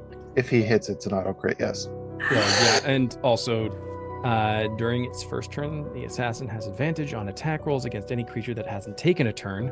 Any hit the assassin scores against a surprise creature is a critical hit. So it's an auto crit. Okay, that first attack does not. He makes his AC. 17. All right. Yanshu, with his short sword, and tries to go in just underneath where Nesca was to cut in, like underneath one of its arms. He comes in like almost anime style with the blade, just and suddenly so fast, there's a brief flicker. Jal, your eyes don't even register it for a second. Suddenly, Yanshu is next to you. Suddenly, he's on the other side, pulling his sword out of the creature, taking with it like a portion of its smoky essence as it just suddenly splatters upon the ground. This creature, again, another like voiceless, soundless scream as it tries to break free of the chains that are now holding it in place. Yanshu flicks his short sword upon the ground, and the ichor blood just sprays upon it as he flicks it, and the smoke just. Yanshu turns, sees you, Nesca, and he. Oh, wait, the creature's paralyzed. He can't do that anymore. Actually, hold on one second. I just need to make sure. No, he doesn't get his Gaze of Nightmares back. Okay. That. I just need to roll 4 damage. This creature is immune. Okay. Darn it. I was going to say poison, but it's immune. Still is auto crit though. That is true. And technically, this is a sneak attack. Look at my boy go! Okay.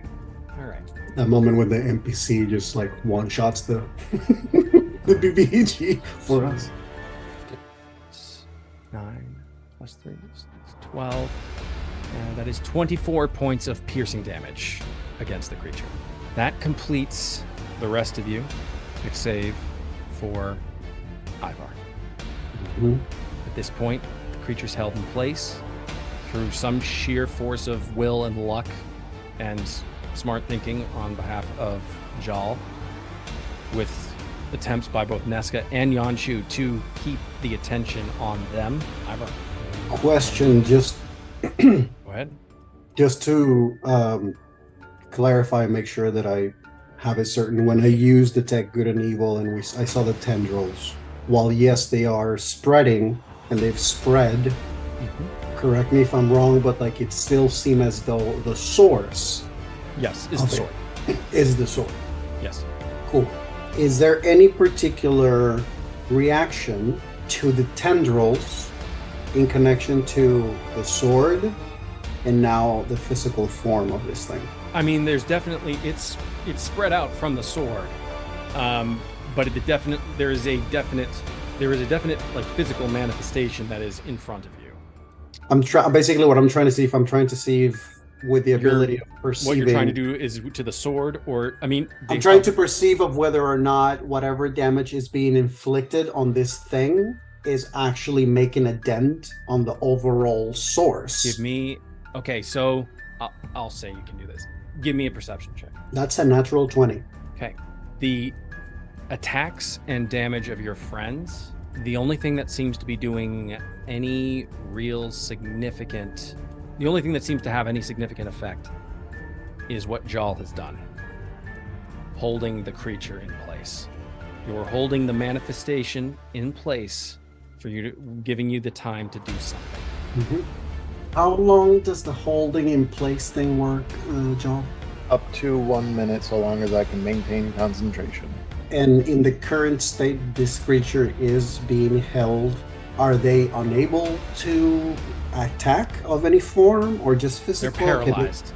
So they can't cast magic. A paralyzed creature is incapacitated, and an incapacitated creature cannot take actions or reactions. Got it. Okay.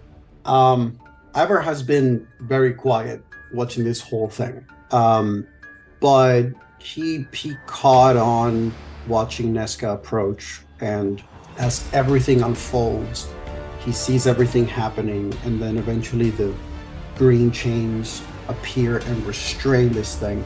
And his eyes are sort of kind of glazed because he's seeing the physical realm in front of him, but he's also seeing the figure and the tendrils spreading, and he notices the magic that has managed to make some effect.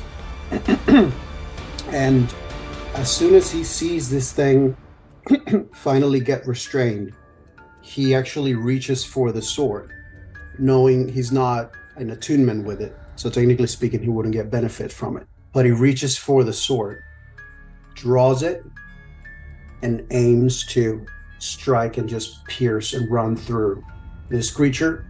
Before doing that, casting branding smite at 2nd level. So it's going to be basically a regular sword strike. This is not attuned. And I have advantage. Yes, you do. That is a 19. That hits. Okay. So it is 11. Auto crit. So what does that mean? That's 22 points of damage. 22 points of damage plus branding smite. So do I max the dice of the smite as well? Branding smite is not maxed. It's just the attack on the creature. The branding smite, I believe, is a separate thing that can occur in tandem with whatever physical attack you make. It's just extra damage that the weapon does. Mm-hmm. So, sorry.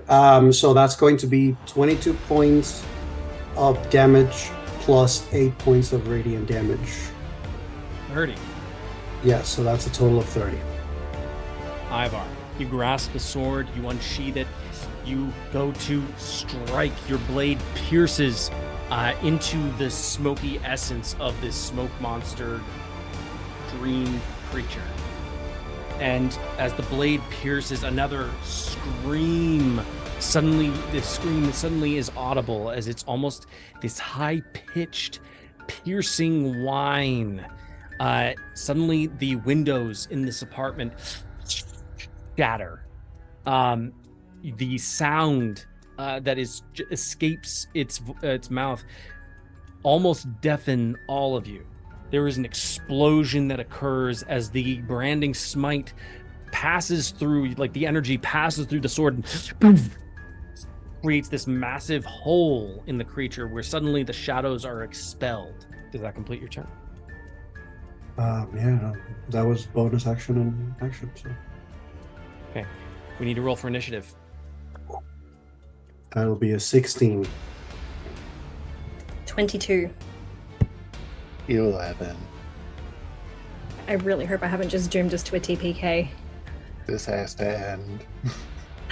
I already said the sword is going to be the death of me, so let it come. Yeah, but Neska doesn't want that to literally happen. She was just pissed that this thing was the reason so many of her people were slaughtered. Thematically speaking, this had to happen right now. He was Yeah. monologuing. It Did manifested you guys, in front of us. Jal, did you roll for initiative? Yes, 11. 11. Nesca? 22. 2. Okay. Nesca, you are at the top of the initiative roll. Your striking hand, your right hand is stuck within the creature's neck. Can I pull it out? You would need to give me because it's technically this thing is still grappling you, you would need to give me an opposed athletics. Nope. Your striking hand or your right hand is still lodged within the creature. I will say that you can try and strike with your other hand, but this attack will be at disadvantage. So a flat straight roll. Yeah, flat roll. Okay. Oh, come on. Oh yeah, that's right, because he's bound. That's right. Yeah. Ah, fuck. Natural 20. Okay. I love these dice. Okay. With a little snake on it. Yes. All right. These are my Nesca Give me dice. that damage roll. It is. Oh, wrong dice. So because it's an auto crit and she crit, it's like a quadruple crit, right? And Friendly, it's stacked like that. That just means she decimated the thing, right? So I rolled a 6. So plus 3 is 9. Mm-hmm. And then, so that was my unarmed strike. Then, can I do flurry of blows? So Yeah. just go douche and then go douche, So the douche. crit will apply to the first. The crit will apply to the first attack. So that's 18 points of damage. Mhm. And then roll stunning. Yeah. Give me your stunning strikes. First one is 16 plus 7. That is. And the second one is. Ew, no, that's a 5 plus 7. That misses. It's a 12. Yeah, no. Okay. So you another. rolled that low with advantage? I get a straight roll because I'm grappled. Oh, yeah. Yep. At least the second one is still a crit. Oh, yeah. So that's going to be 16 points of bludgeoning With your magical monk fists. with my magical monk fists. All right. That brings up Ivar. You are next. Okay. Ivar Ivar is going to look at the group as he has the sword in place attached to the physical form of this thing, and he's going to call out to the group, I need you to trust me. Do you trust me? Hush! Yanshu frantically nods. Do what you're going to do. Jal is struggling, holding this thing in place with all of his ability, and he's just with a little bit of a shake of his head. He's going, don't fuck this up. Okay, so I'm going to describe, Sir DM, what I'm attempting to do as per our message. Okay. Ivar has the sword with both hands on this creature, and he looks at it. You do not deserve freedom such as this. And Ivar is going to reach with one hand under to the blade of the sword, cutting himself, and then placing that hand on the body of the creature while holding the sword still in it. Now I will make you understand what it means to be in a prison. And flowing his energy through both his hands, the one holding the sword and the one in contact with this creature, he casts Bestow Curse upon himself, attempting to absorb the energy from the sword and of this creature into himself, to basically remove the freedom of this being from spreading and once more confine it into a one single individual so it can release everybody else. And because it is bestowing curse upon myself, I willingly choose to fail. What is your spell save DC? I believe it's 16. 16? Yeah. Given that it is paralyzed and that it does not have the full use of its legendary resistance in this moment, it will roll at disadvantage. You said your spell save is 16. It is a 14.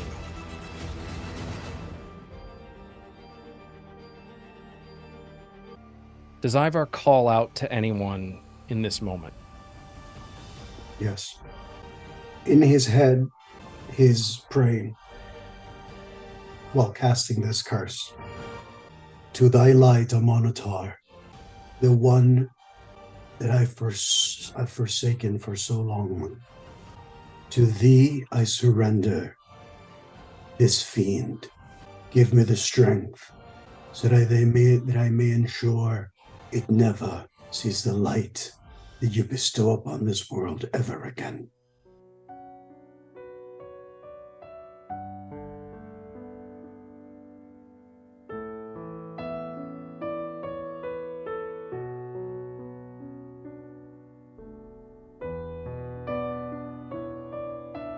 Ivar,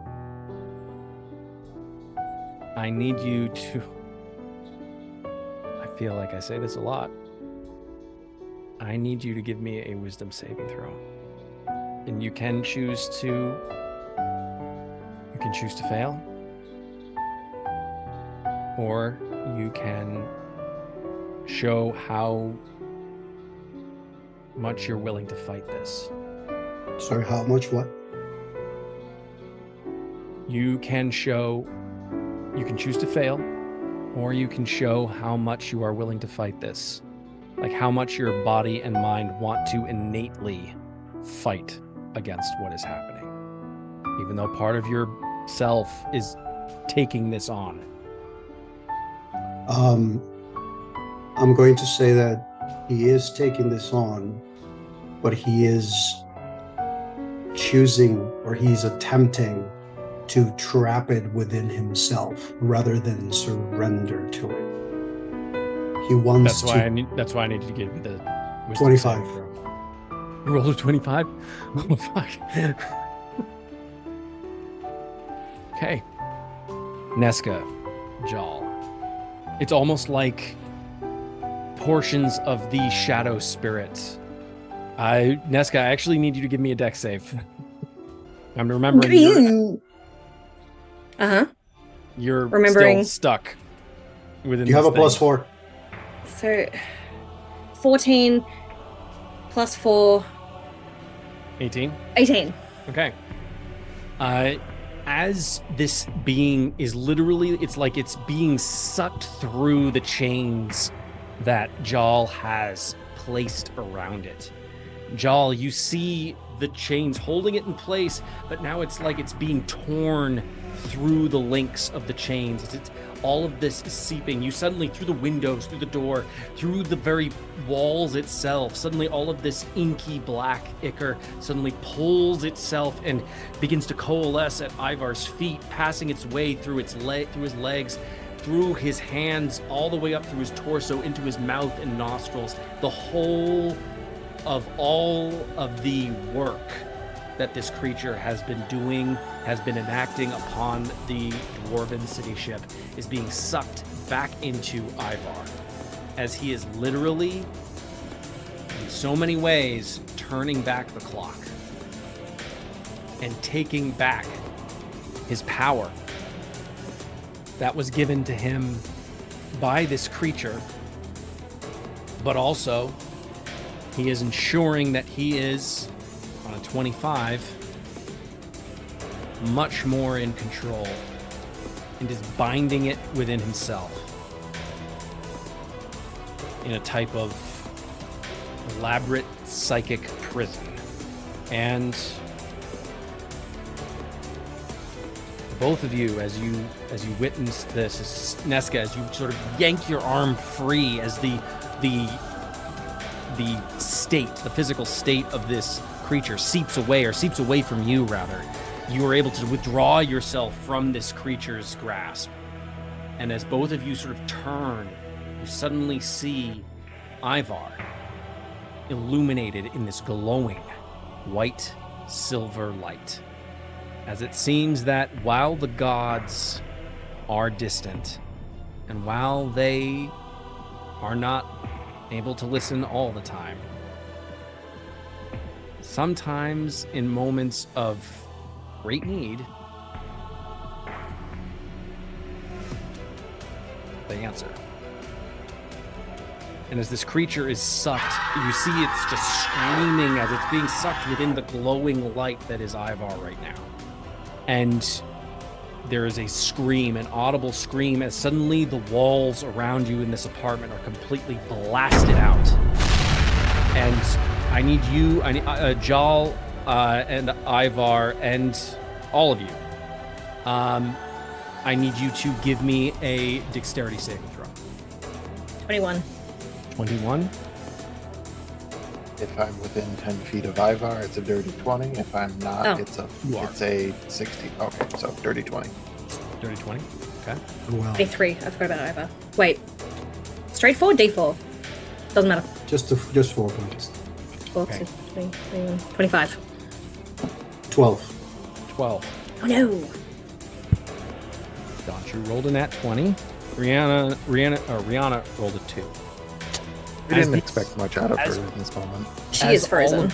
As all of this black ichor and energy is sucked into a very small focal point at the center of Ivar's chest, there's this moment of just the sound of just bubbling, and suddenly this high-pitched whistle that suddenly, and then blasts out all the walls. Suddenly the ceiling just cracks and it explodes out as the sheer force, massive force of will, as this creature tries to make one final attempt to escape from Ivar, its energy, its will comes to naught. But there is still the immense sheer force. Ivar, you are blown Apart. No. bits. You are blown directly back into the apartment through the wall. You take 21 points of bludgeoning damage as you just puncture through the walls. You just feel like bones in your body just breaking in this moment. Rihanna, she is She is blown out over the edge of the apartment and is now falling down towards the city streets. I have time to react. Oh, I was going to say I'll jump out and slow fall. You guys Come on. both succeeded your Come on, dexterity Hord'n, saving fly, throws, Hord'n, fly. So yes, Yeah, Jaw's you gonna have one leap round after- to rescue them. Them? Jal is going Who else to- went? No, them, Yanshu Mariana. succeeded. Yanshu succeeded his dexterity. He's not going anywhere. He rolled a nat 20. On a 2, though, she's flying through the air, So hurtling it's towards just the her ground. that's falling. Yeah. Okay, yes, I'm going to leap out after her. And since I don't need to concentrate on hold mon. Wait, how far away is she when I leap? She's about 20 feet down. I got her. So, I mean, she's in free fall, right? Yes. Okay, so yeah, I'm going to free fall until I meet with her, grab her, and then bonus action Genie's Gift Flight and stop falling. You fly right over the edge of basically the walls are no more. They're just like they're crumbled to dust. The ceiling itself has come crashing down into this once very nice, lavish apartment you guys have had, but it is just crumbled down as pretty much the entire apartment has exploded. And it seems like the world, Jal, suddenly goes to slow motion. You see Rihanna blasted out over the edge of the apartment where the walls used to be, and you just run and then reach down as she begins to hurtle down towards the ground, and you grab her, and you are now holding her in place, just slightly further down from the edge of the apartment. The creature is gone. Ivar, how long does detect good and evil last? Until the end of your next turn. Oh, I see. Okay. So technically that probably is gone by now. Okay, so the world's back to normal now. Yeah. Yeah. It would seem that all aspects of this creature are now, once again, inside you. Only it seems like now that they're no longer within the sword, they are 100% within you. It seems like you hold the key to controlling what they say, do, what hold they have over the reality around them. You are, in a sense, in a way, another ring, another one of Jal's. You are, in a sense, your own pocket dimension. Question: would we still be in initiative right now? You are no longer in initiative. Okay.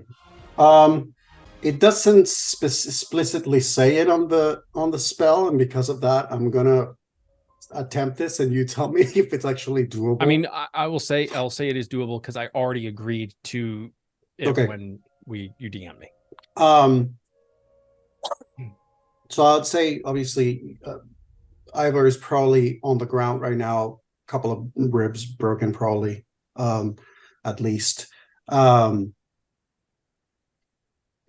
And he's on the ground on his back, and he's looking up, but at the same time, he's sort of looking inward. It's almost as if like there's a dual reality that he can see right now of like the world in front of him, and also like him staring at this entity that is now inside of him. And in his mind's eye, he's going to be standing. He's going to make the realm in his mind where he is in connection to this creature to be the battlefield where the creature healed the quarry. And is going to be that moment where the sword that he has been carrying with the curse stabbing the quarry is there, and the quarry is fading. It's fading and dying, and the creature is standing in front of him. And he's going to walk close to this thing. How does it feel? The creature moves to speak and realizes that they're only mouthing words and that no sound is escaping. And they suddenly realize that there is no sound. There are no words. They cannot speak.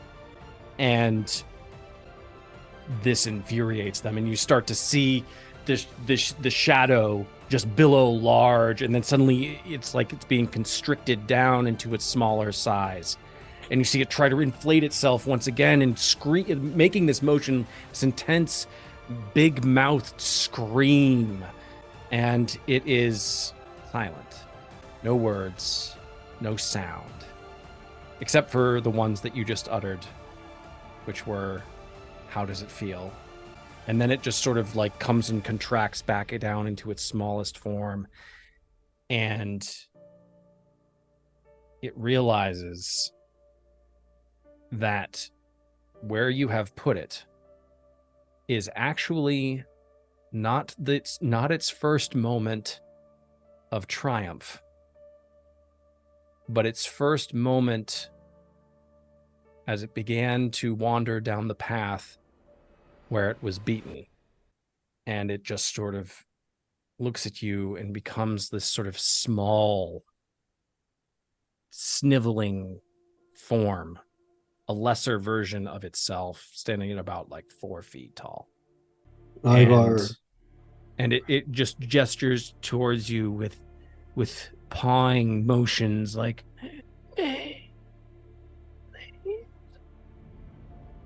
Ivar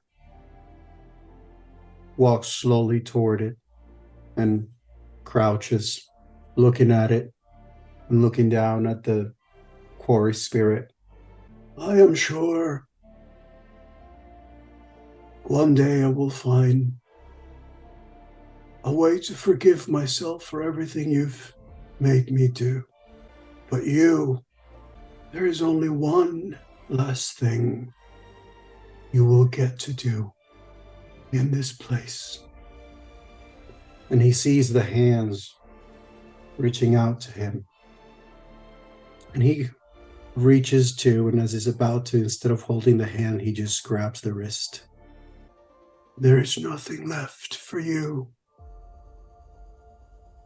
but to wither. And in casting command, he says, die.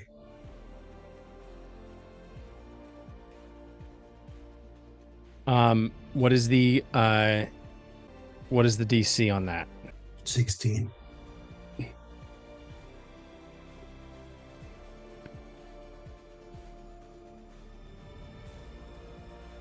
13.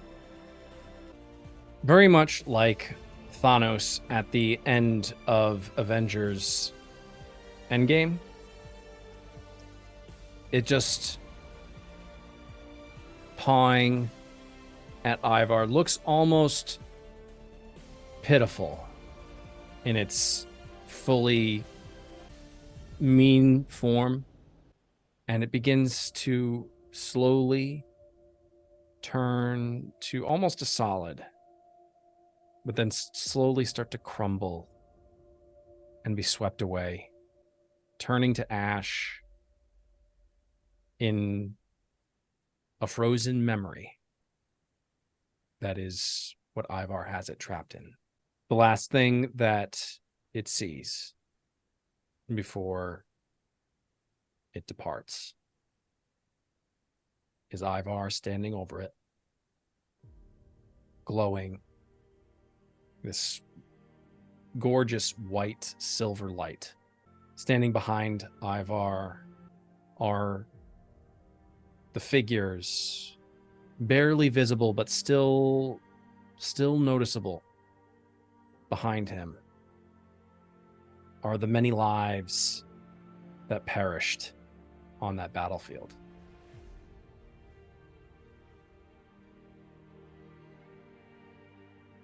Ivar, you don't see them, or at least you aren't looking at them. You just feel this warm presence behind you.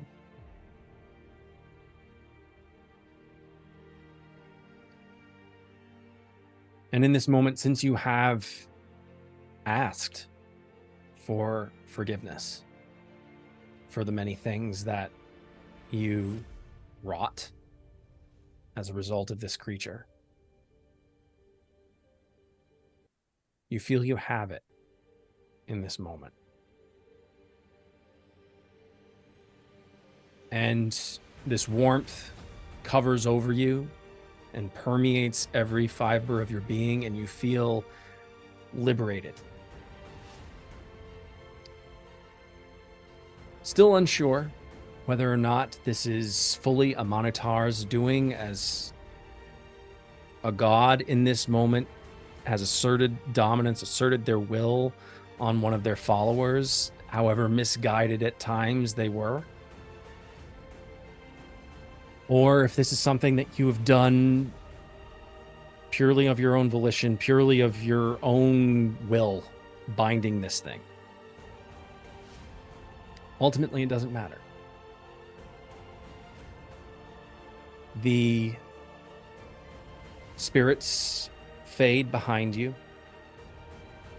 The creature is reduced to ash. The only thing that remains is the sword that is now sticking in the ground, and the Quori white vanishing completely, leaving the battlefield empty, save for yourself and the sword. Ivar, in his mind's eye, he's standing and he looks up to the sky, while in the real world, he's still laying on the ground. And in the real world, one of his hands sort of reaches toward the ceiling as if he's looking at the sky. And he addresses the quarry that he lost. You may finally be at peace, old friend. And he takes a deep breath, and that arm falls heavy, and he's just beat. He's just laying on the ground. Jal, you have risen up. You're bringing Rihanna back up. You see this look of just stunned sort of confusion as Rihanna takes in the devastation around them. What happened to our apartment? What did you do? Why does it have to be my fault? I didn't do it last time. We couldn't be bothered packing.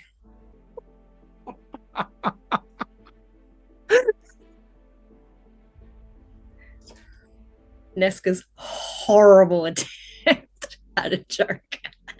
Yanshu chuckles audibly. It's the deadpan for me. Yeah. Oh, Christ. Because you had to take her seriously. Yeah. Like Nezca seriously believes in this moment. We really just couldn't pack. We just couldn't be bothered packing. Yeah, travel light. That's the name of the game. Mm-hmm. You at this point, as Jal, you touch down and return Rihanna to the floor of the apartment, the ceiling and walls all completely gone. Ivar, you were still just sort of like slumped in the rubble of one of the remaining rear walls.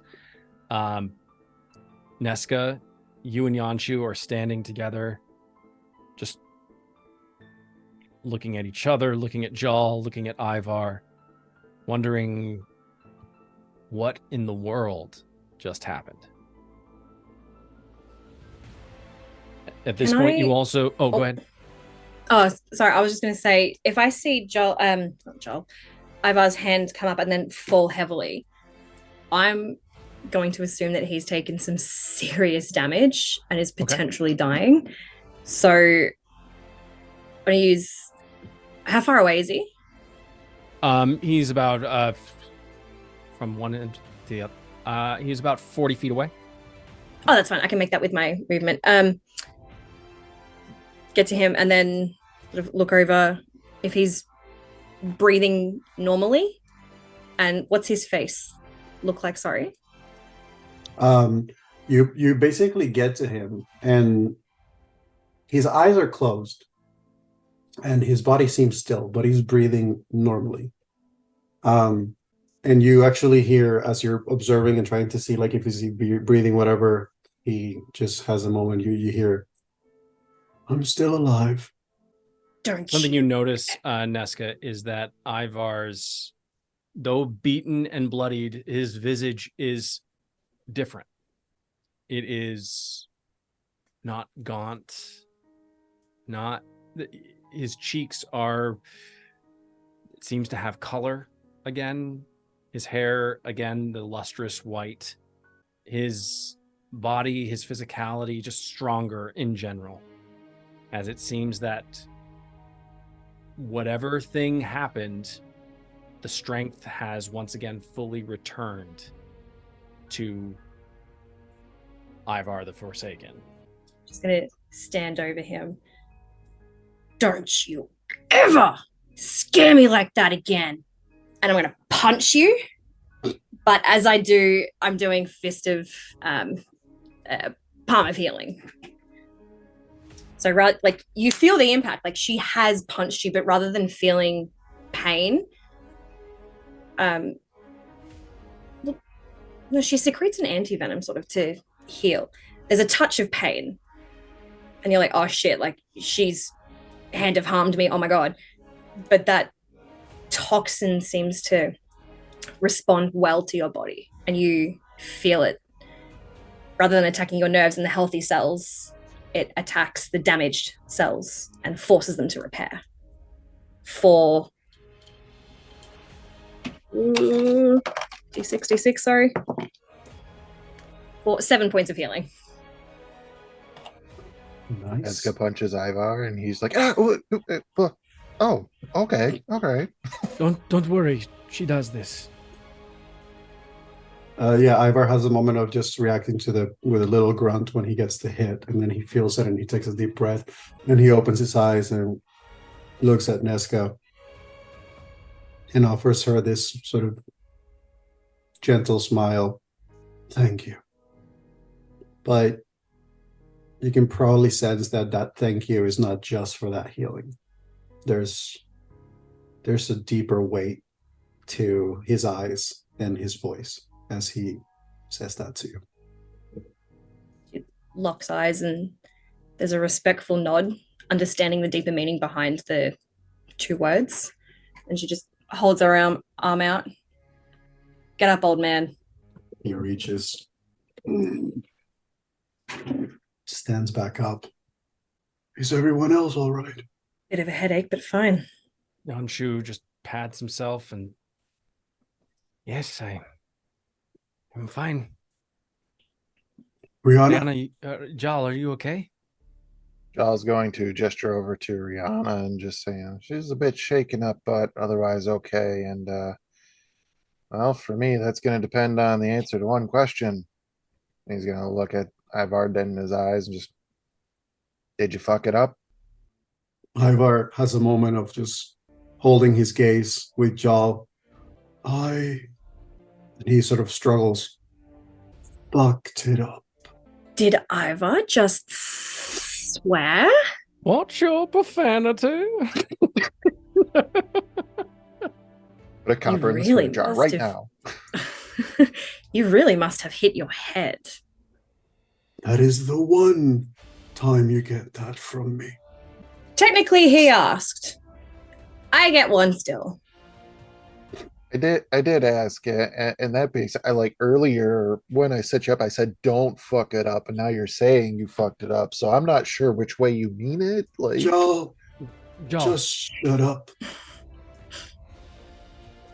Ivar is actually going to he's going to move toward the balcony, just to try to see if there's anything that he can see from their location that would hint to potentially actually no, he's going to approach. Question: when I was thrown and I flew over to the wall, would I still have the sword with me? Oh yeah, sword. Yeah, sword's still in your grasp. I'm going to say that Ivar, after he says that, he has a moment of, he sort of grabs the sword, just holds it in his hands like this. And he just has a moment where he looks at the group. And then he turns and starts walking toward the balcony. And he casts Detect Good and Evil once more, as he attempts to see if there's anything left in the sword, and if there's any more tendrils or anything in the vicinity that he saw before. As you're walking towards the balcony and you cast Detect Good and Evil once again, you look out over the city, and there's nothing. No tendrils, no shadows, no inky black, nothing. And the sword that you have in front of you now is now just a regular sword. It's not obsidian. It's just appears to be a regular looking sword. You guys see, as Ivor sort of turns to the group, and he looks at you all. It is done. As Ivor had walked away with the sword, Nesca had half posed herself like a snake, ready to strike, not fully understanding what you were doing. As soon as you say that, she immediately relaxes. Ivor actually has a moment of that, and then looks at Joel and just sort of like tosses the sword sheath, pummel first in Joel's direction. I mean, he'll catch it. Is it a long sword? Mm-hmm. So, like, he'll catch it and, like, in one hand, and as the blade starts to quickly descend towards the ground, he'll grab it with the second hand and try to lift it up, It Yeah? looks like a very different sword than the one that you're familiar with. And what would you like me to do with this? Well, it is no longer cursed. If you still feel inclined to fulfill your suggestion of the ocean, I won't stop you. Well, I mean, it would have been more awesome if it was still cursed and then I did it, because now it's just a waste. Would you like me to attempt to curse it again? Don't I mean, if you really need to. dare. Oh, come on. Wasn't this fun? We can destroy another room. Rihanna had a blast, pun intended. Is she okay?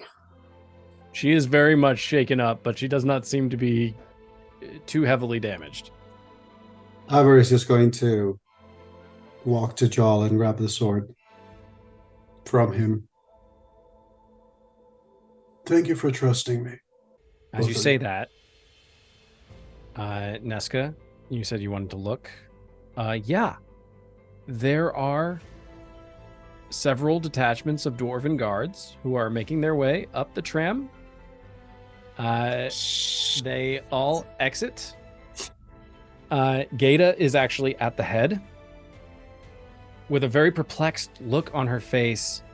In fact, several of the guards seem to have, like, they know why they're there, or they think they know why they're there, but they're also like,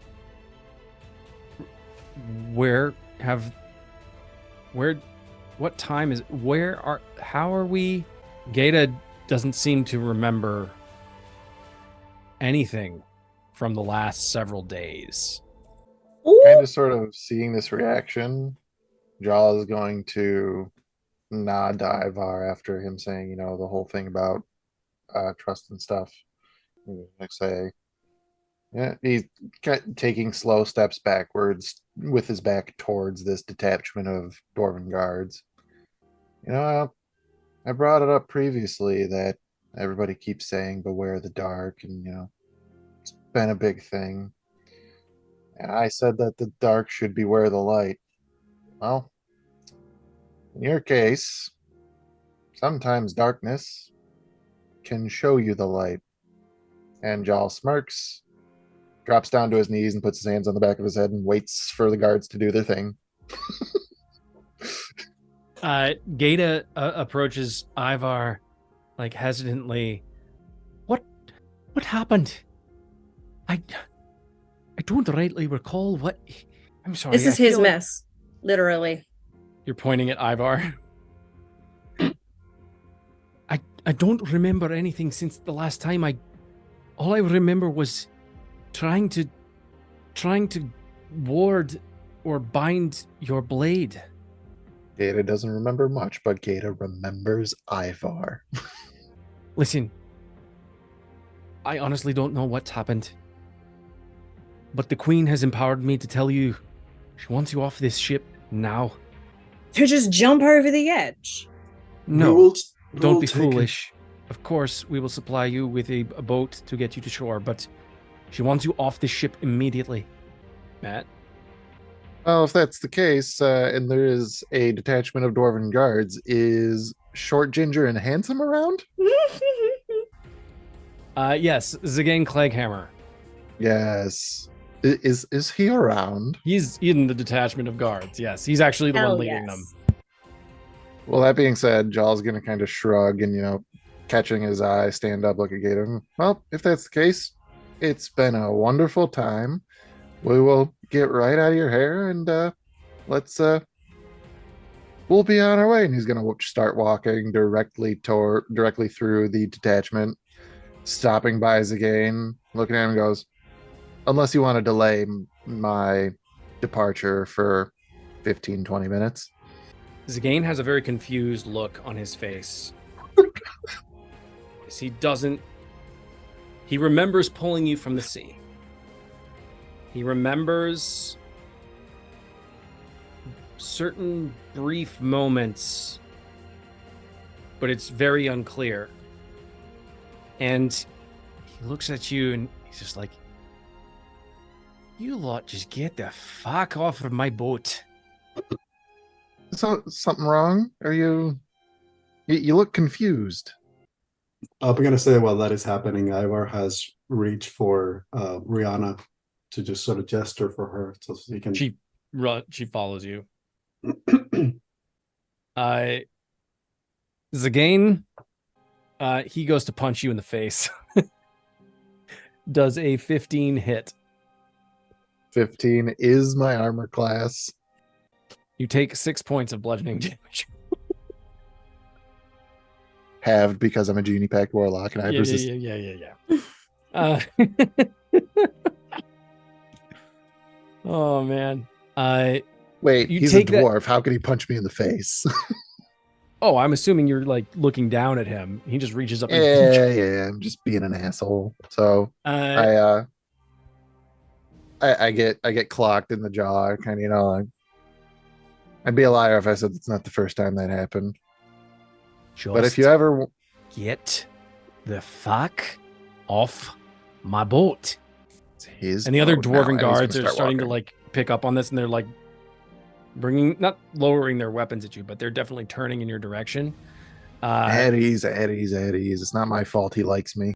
You guys, the dwarves escort you to the tram. The tram descends and once again follows the path. Oh, go ahead. Would I have had time to like get the armor that I came in with, or is this kind of like we gotta go now? You can give me a quick perception check. That's a nat 20. Oh, very quickly you are able to find the armor that is actually the blast knocked it into the giant pile of pillows that was in the corner where Nesca and Yanshu had spent the night that one time, where they held hands, and you quickly like pull the armor out of the pillow pile, and you make your way. Unless there are any other things that you want to extract. Okay. Are there any apples? I want to grab apples. Give me your perception check. I'll grab my cloak and we perhaps Jesus. get a doggy bag. I think perception's 321. Another 18. Very quickly, as you are grabbing your cloak, as you're grabbing the cloak off the ground, you whip it up and you sort of like tie it off around your neck. And as you do, as you're pulling it up off the ground, suddenly an apple rolls as it was hiding underneath it. It's this green Granny Smith apple. I just rolled another nat 20 for sleight of hand for 23 to scoop it up. You do that. Yes. And I walk out. No, I'm going to do it like, no, I'm going to do dope monk shit. I'm just going to drop down. The closest opening in the wall to the outside. Drop down. Monk slow fall. Okay. Yeah, you do that. You make your way down. all of you, actually, you make your way down via the tram or monk shit. And they very quickly lead you via the tram all the way to the edge of the massive city ship. And they place you on a small boat that looks to also be powered by that blue energy that you've seen coursing through the city. And this boat thrums to life, and it begins to push its way through the water all the way towards the Demacia docks. At this point, it is about, say, 1 a.m. Oh God. As you pull up alongside the Demacia docks, there's nobody there to greet you, as it would appear that whatever message was supposed to be delivered to any of the Nightmoors never was. You're not sure whether that's a good thing or not, but we will see. And that is where we'll end it for tonight. Oh! We win! Yes. Woo! Oh my lord. What a game. I feel like this like wave. Like I feel like Ivar's wave just Thank you all so much for joining us on this evening of redemption and evil defeated. And